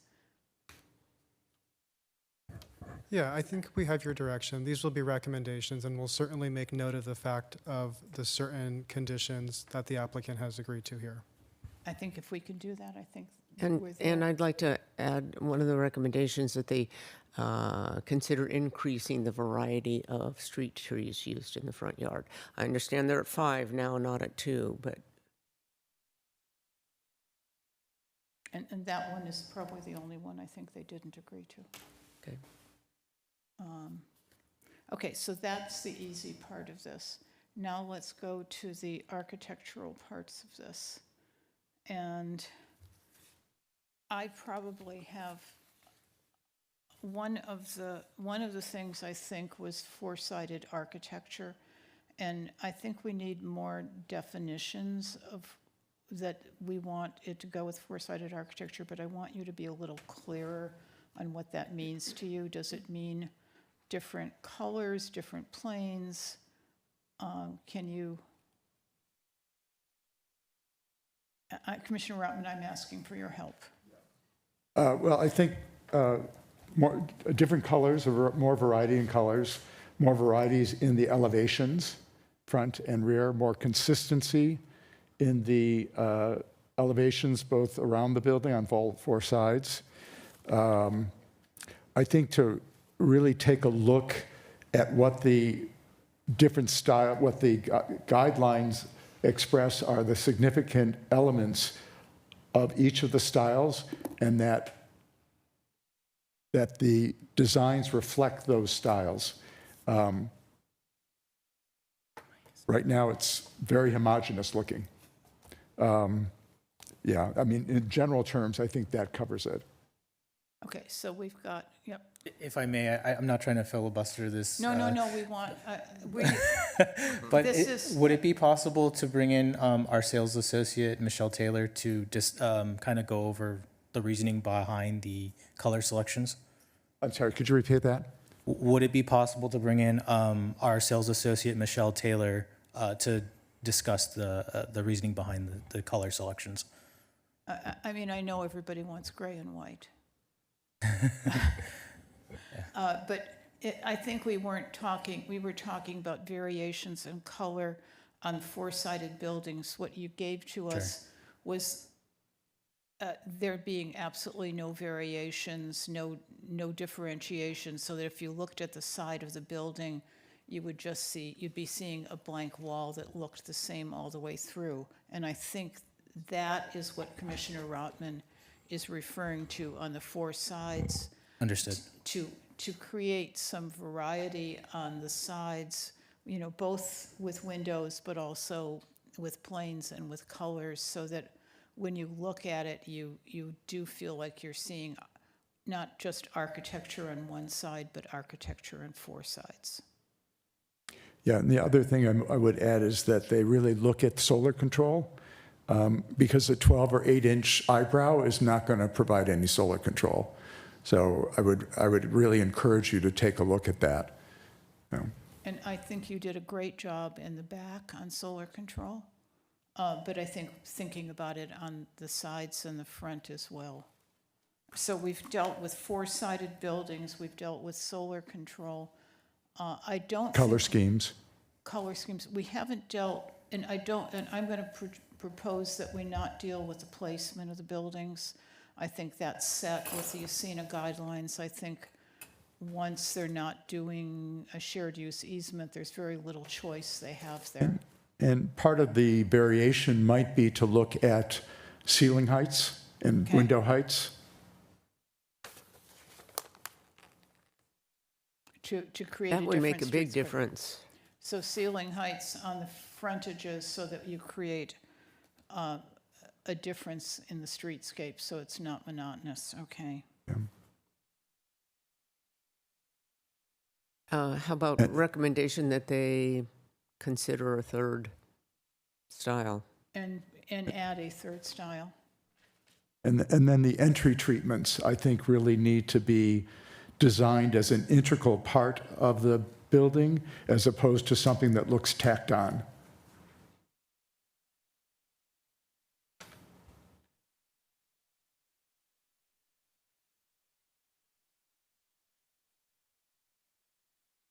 It's the commission's choice on colors, if you'd like to hear from Michelle. I've always found her interesting in terms of her comments, and usually very clear.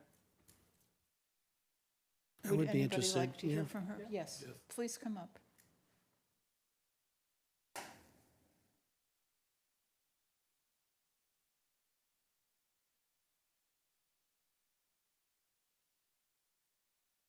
Hot mic? No, okay.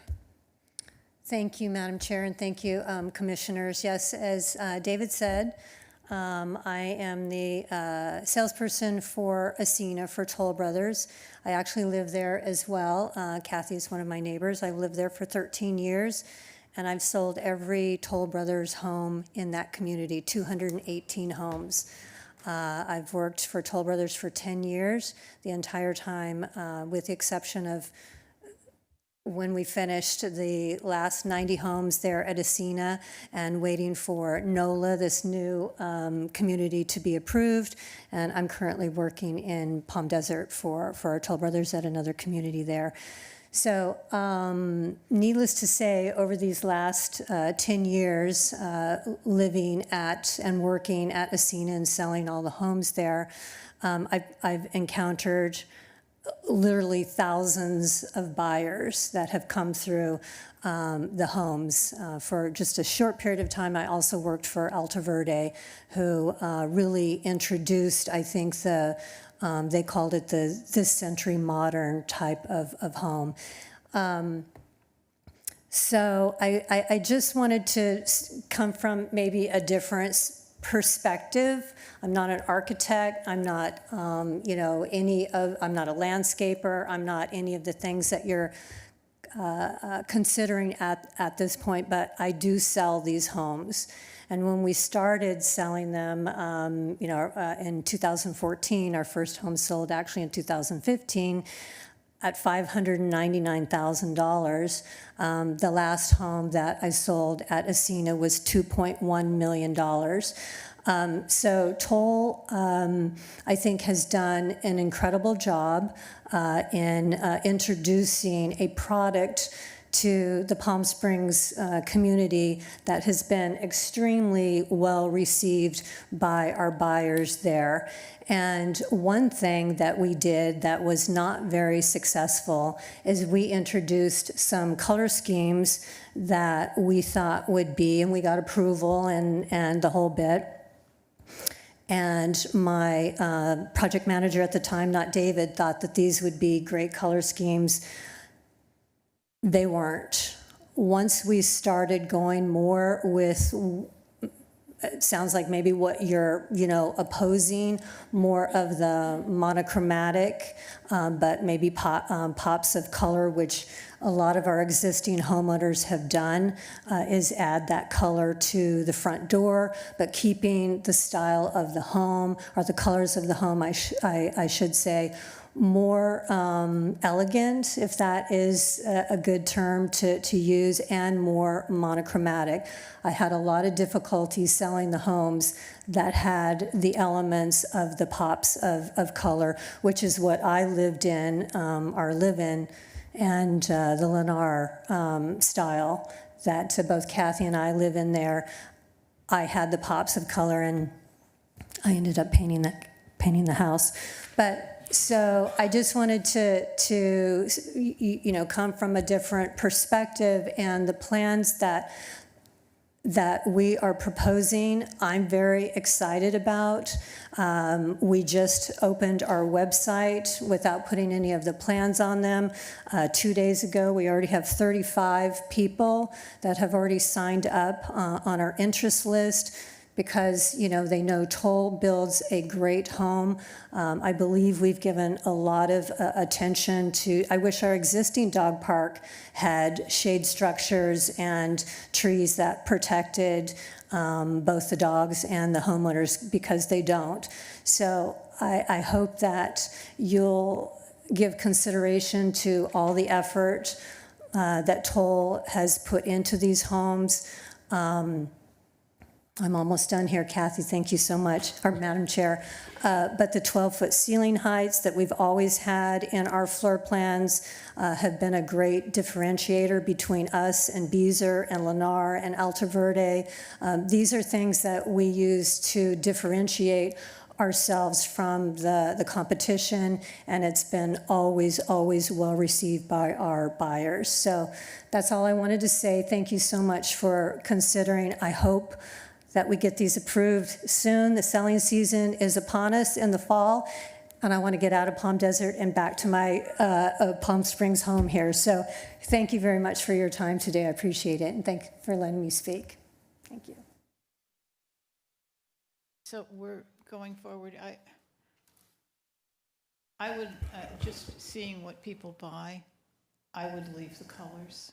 I wouldn't go, maybe more pops in the doors, but. I think the doors. Yeah, I let's think ask for if the we pop doors. the colors in the doors Look at a and couple we- more door colors. Yep.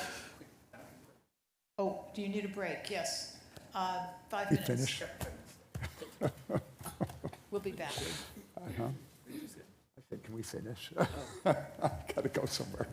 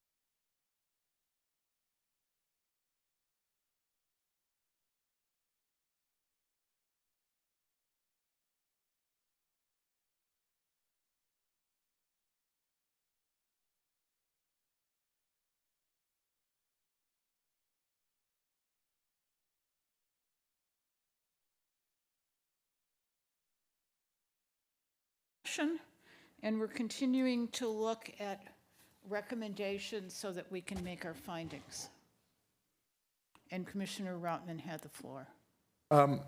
Well, I think listed the primary concerns with the architecture and the design.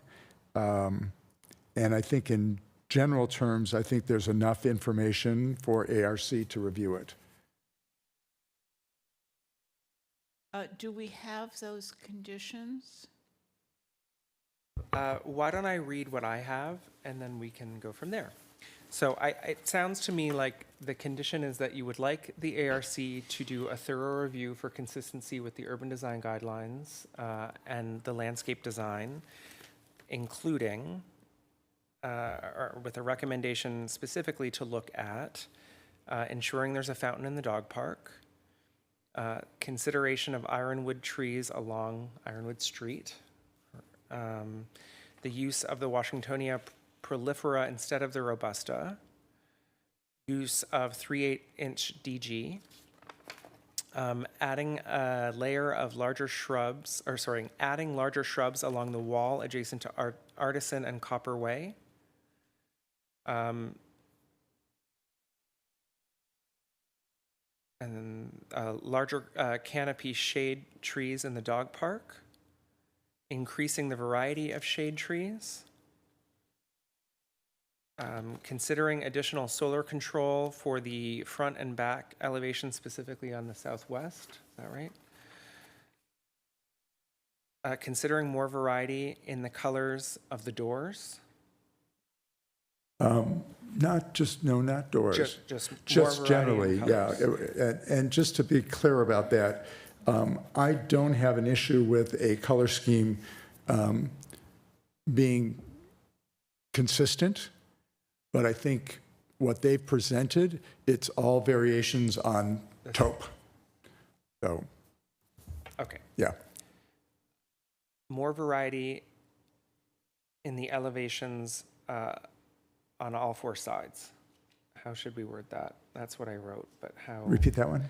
The four-sided architecture condition. Yeah, so when they have, for particular architectural elements from the front, whether it's a window style or, an eyebrow or whatever, that it carry around the building, particularly in the back, because that's really where you've got large window expanses, that sort of thing. So there's ways that they can make it more integral around the building. Okay. Thank you. Provide more consistency in the architecture on all sides. I think Right. just a restatement of what you just said. Ensure that the design better reflects the various styles of the urban design guidelines. Consider variation in ceiling and window height. And ensure that the entry features are more integrated into the overall design. Yeah. That's what I have. And you had and add a third style. Yes, and consider the addition of a third style. And I'm sorry, did you say solar control? I did. Okay. The way that I had, Commissioner Rotman, I had written that down, so please correct me if I'm wrong, is additional solar control options for the front and back, specifically southwest exposure. Yeah. Okay. Anything that we missed? And of course, Anita will rewatch the video and correct us if we did miss anything.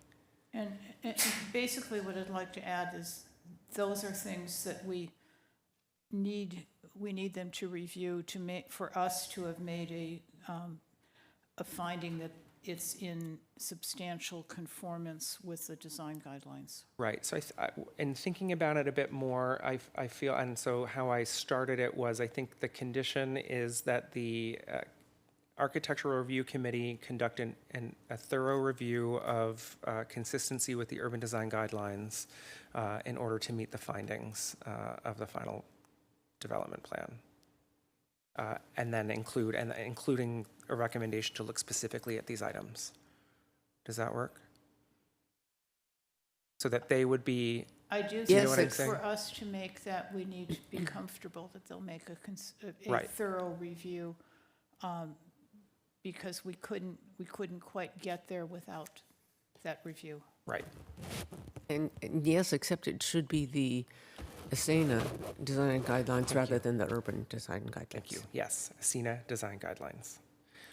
And what I will say, so if we feel like we've captured your discussion, and again, we'll rewatch the video and massage this, what I might recommend we do is circulate the draft resolution and direction to perhaps the subcommittee that we had originally formed, and you can help us ensure that we're capturing, specifically you, Commissioner Rotman, that we're using the correct language to give the right direction to the architects who will look at this later. Does that work? Just the timing. Yeah. Yeah. Yeah. Okay. Thank you. Okay, so we have a motion. Do we have somebody who would like to make that motion? I'll go for it. I move that we forward the final development plans for 40 single-family residence units, planning area A1, tract 37706 of the Planned Development District 231 within the ASENA development located at 1000 North Genotry Trail, Zone PDD 231, to the Architectural Review Committee. Attached to that will be certain recommendations from this committee for the ARC to consider. I think I'd still like it to say that those are recommendations that we're forwarding to enable us to make the findings we had to make, that it meets the design guidelines. Can you help us with the language on that? Yeah, just so I'm clear, so this is a recommendation, or this is an approval of the resolution Right. for these findings that are stated in the resolution, subject to ARC's thorough review for consistency pursuant to the recommendations that were made here tonight. That sounds fine. Okay. So we have a motion. Do we have a second? I'll second. Okay, can we call the roll? Any discussion? We've done enough. I had just one comment on the resolution.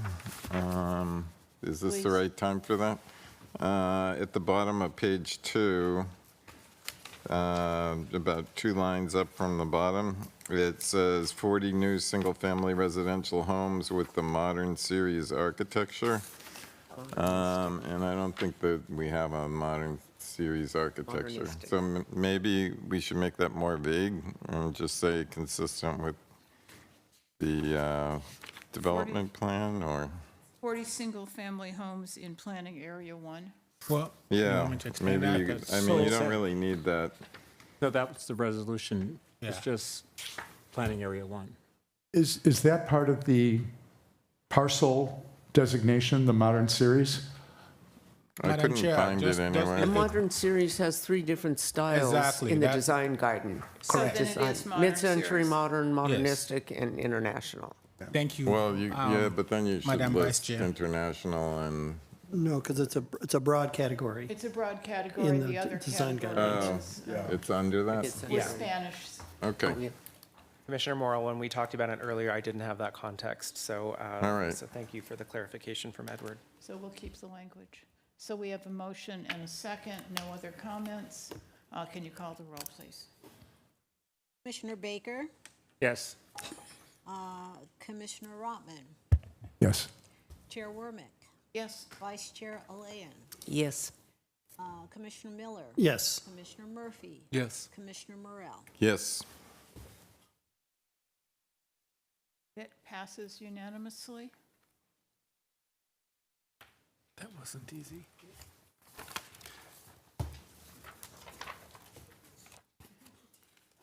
Best of luck to you. If you have a grand opening, invite us, please. Absolutely.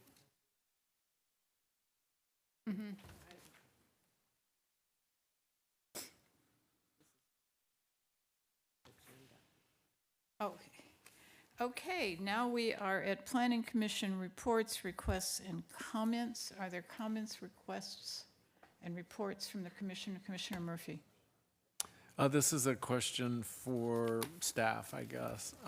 Quite a while back, we talked about the concept of getting, I think, periodic updates about the status of open projects, and those with, entitlements that are expiring. And I'd like to just revisit that and find out if, I don't know what kind of data systems you have available, but it would be not to create a lot of extra work, but it would be nice to have access to kind of an open project list. And the reason I'm asking is, as commissioners, I know we get often asked by people in the community about certain projects, and they're kind of out of sight, out of mind. Some of them are, long delayed. And so that's what I'm asking, if we could figure out a way to get an update periodically. Yeah, thank you, Commissioner Murphy, for the reminder. There's a couple of ways to do that, and none of them are perfect, but in terms of what is available already online and through other tools that we have, but I will discuss with the team and we will come back with a plan. Yeah. I have one, which is, as we're doing our zoning plan, if we can figure out a way to allow shared use easements into our new zoning, because we would have a lot more flexibility for placement of homes. And it just, so that we don't have to look at going through PD adjustments. And people I know who live in those love those because they get larger side yards. Sure, we can absolutely look at that. Mm-hmm. I will not be at the next meeting. So I'll see you guys in September. I'll think about you on my cruise. And are there any things that are going through council that you want to report back to us? Yes, I have a couple of items. Actually, first, if we could, I think you were distributed the memo on the remaining Architectural Review Committee appointments. So we were able to schedule a couple of additional interviews with the subcommittee, including Chair Wormiak and Commissioner Rotman, as well as Ken Lyon, who is our urban designer and the liaison to the ARC. And I think we had a couple of successful interviews. Actually, I was unable to attend because I was pulled into a council briefing. So perhaps rather than me debriefing, I'm not sure if either of you wanted to give a quick summary of the interviews yesterday in just a second, but we are recommending appointment of 2 additional members of to the ARC.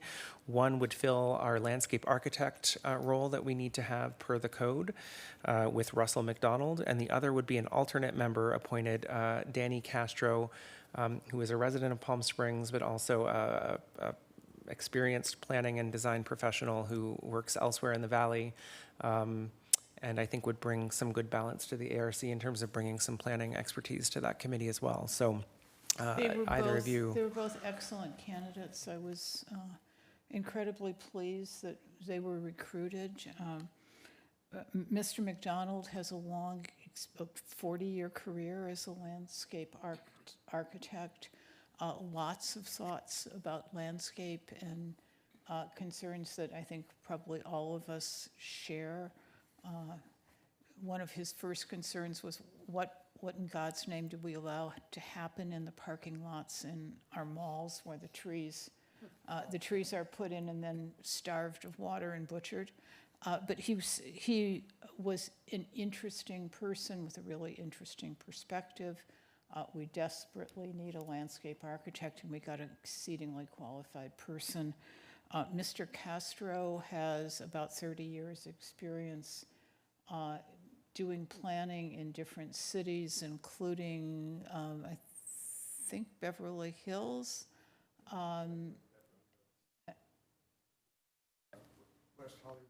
West Hollywood, Beverly Hills, Sausalito. He was on the Historic Preservation Board chair. Monica. Yeah.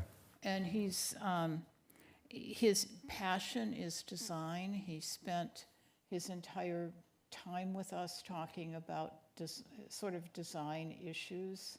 I think he'll be a great candidate, or a great addition, and somebody who's used to the work that's involved, so that he won't have to go through sort of an orientation understanding what we need from him. But we're lucky to get him, and he has a great reputation with people who've worked with him.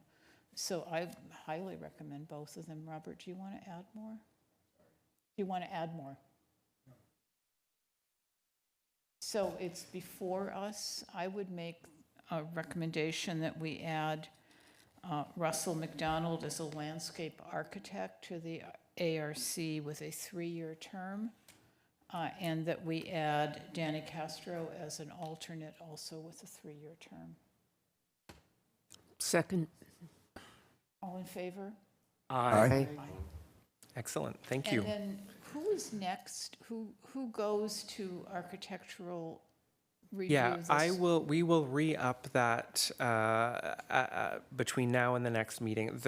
There is no ARC meeting this month, so the next meeting will be in September. So we will recirculate the calendar of the rotation for Commissioner Morrell's benefit. We try to we assign a commissioner for a month to ARC, so 2 meetings to attend. Just to sort of report back and be a liaison between the Planning Commission and the ARC, since obviously so much of your work then goes to ARC, and to sort of keep that line of communication open. So we'll recirculate the schedule so that we're clear on who's up in September. And Chris and I have been talking about having a meeting with ARC to talk about expectations. The other thing is that Mr. Lyon, who's the staffer for the ARC, suggested that when one of us goes there and there are issues that we want them to review, that we be responsible for raising that with the committee and explaining what we wanted, so that there's some focus on the concerns that we raise that we're sending to them. So we have basically, we don't quite have a new commission, but we have almost a new commission. It's quite new. I mean, so of the members that we had in June, we have retained 4. So John Walsh, Lance O'Donnell, Dan Thompson, and Jackie Thomas will remain. Jackie and Lance, of course, were appointed by all of you just last year, or earlier this year. And then we will have new members being Jim Harlan, Anna Baston, Russell McDonald, and Danny Castro. So half new. But we are relieved to have a fully stocked ARC. And we're very pleased with the people Yes. we were able to recruit. Other updates from me, just one pitch. We're calling it a zoning code kickoff virtual open house on Tuesday night beginning at 6 o'clock. I can circulate the link for that. It's also on Engage Palm Springs, which is the city's website communicating all things going on in the city. It is largely what we did at the in-person open house a few weeks ago for those who couldn't attend, with a little bit of additional information just kind of on what zoning is and what it does, just in response to some of the feedback we've been getting as we've been out sort of engaging more directly with stakeholders and different groups, just to kind of help set the table of what it is we're actually doing and what zoning does and doesn't do. So it's fairly high level at this point. We're going to begin the true consultation, in more depth, obviously after the summer. So kind of building out the overall engagement plan now at the same time that the code team is doing what they call the code audit. So they're looking through the code and sort of looking at all the constraints and opportunities and, all the things that we need to continue to add to the wish list and what we need to do to get that where we want it to be. So the bulk of the outreach and the meat of what we're doing will really begin sort of later into the fall. So this is pretty high level at this point, but wanted to make you all aware of it. And then in terms of council items that we're tracking in response to your question, Madam Chair, Serena Park Development Agreement that you all saw a few weeks ago went to the council for first reading a couple of weeks ago. Timelines are blurring in my mind, but not long after you all had considered it, and there was a fairly robust conversation there.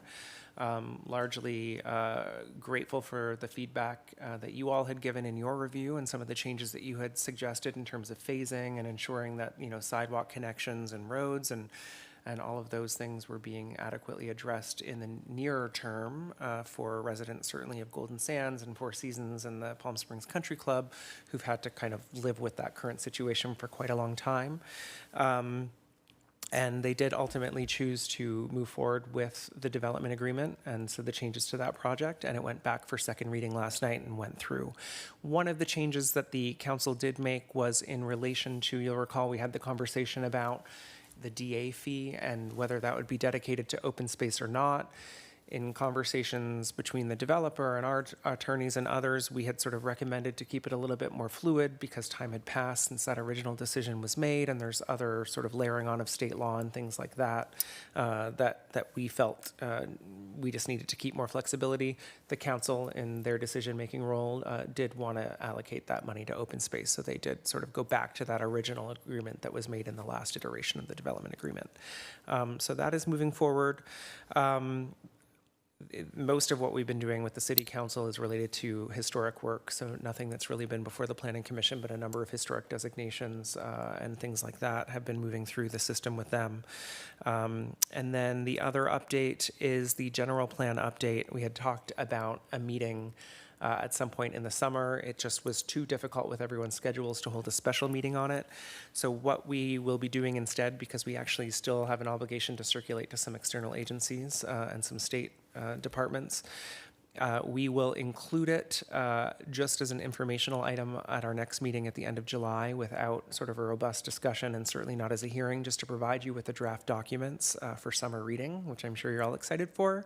And then we will have a meeting in September to actually discuss it and present it to you. So just to kind of give you time, since it's obviously a bulky document, to start thinking about it before we present it to you, so we're not dropping it on your plate at a hearing. So we'll do it that way, but excited to keep that moving forward. Those are the bulk of my updates. Yeah, I think the only thing with Serena Park is they took two of our recommendations, which were the sidewalks and the park, and tied it to the 82nd Yes. permit. So that the city will issue 81 permits, but not 82 unless those two components are built out. And that was largely because, as you'll recall, they had a number of different phases, and it came to light after our hearing with all of you that they don't necessarily intend to build the phases in numerical order. So it may be that phase 4 moves forward before phase 1, and of course, those conditions were sort of related to a phase. So we don't want to tie it to phase 1 if phase 1 ends up being the last phase. So I think council landed in a good place with that. And council required a third entry. Yes, and Third council entry agreed as with the opposed third to entry. leaving that, so that was something that we had strongly recommended, and they agreed to that. Yes. Thank you for your sharper memory than mine. Feels like months ago at this point already. That's all I have, unless there's any additional questions. When I come back in September, we'll talk about the Christmas party. Yes, yes. Oh, my goodness. No, it's always on my mind this time of year, so. It will be here prepared. before we know it. All right. That. Great. Oh, and we're adjourning until, I'm adjourning you until Wednesday, July 24th at 5:30 PM, and myself till September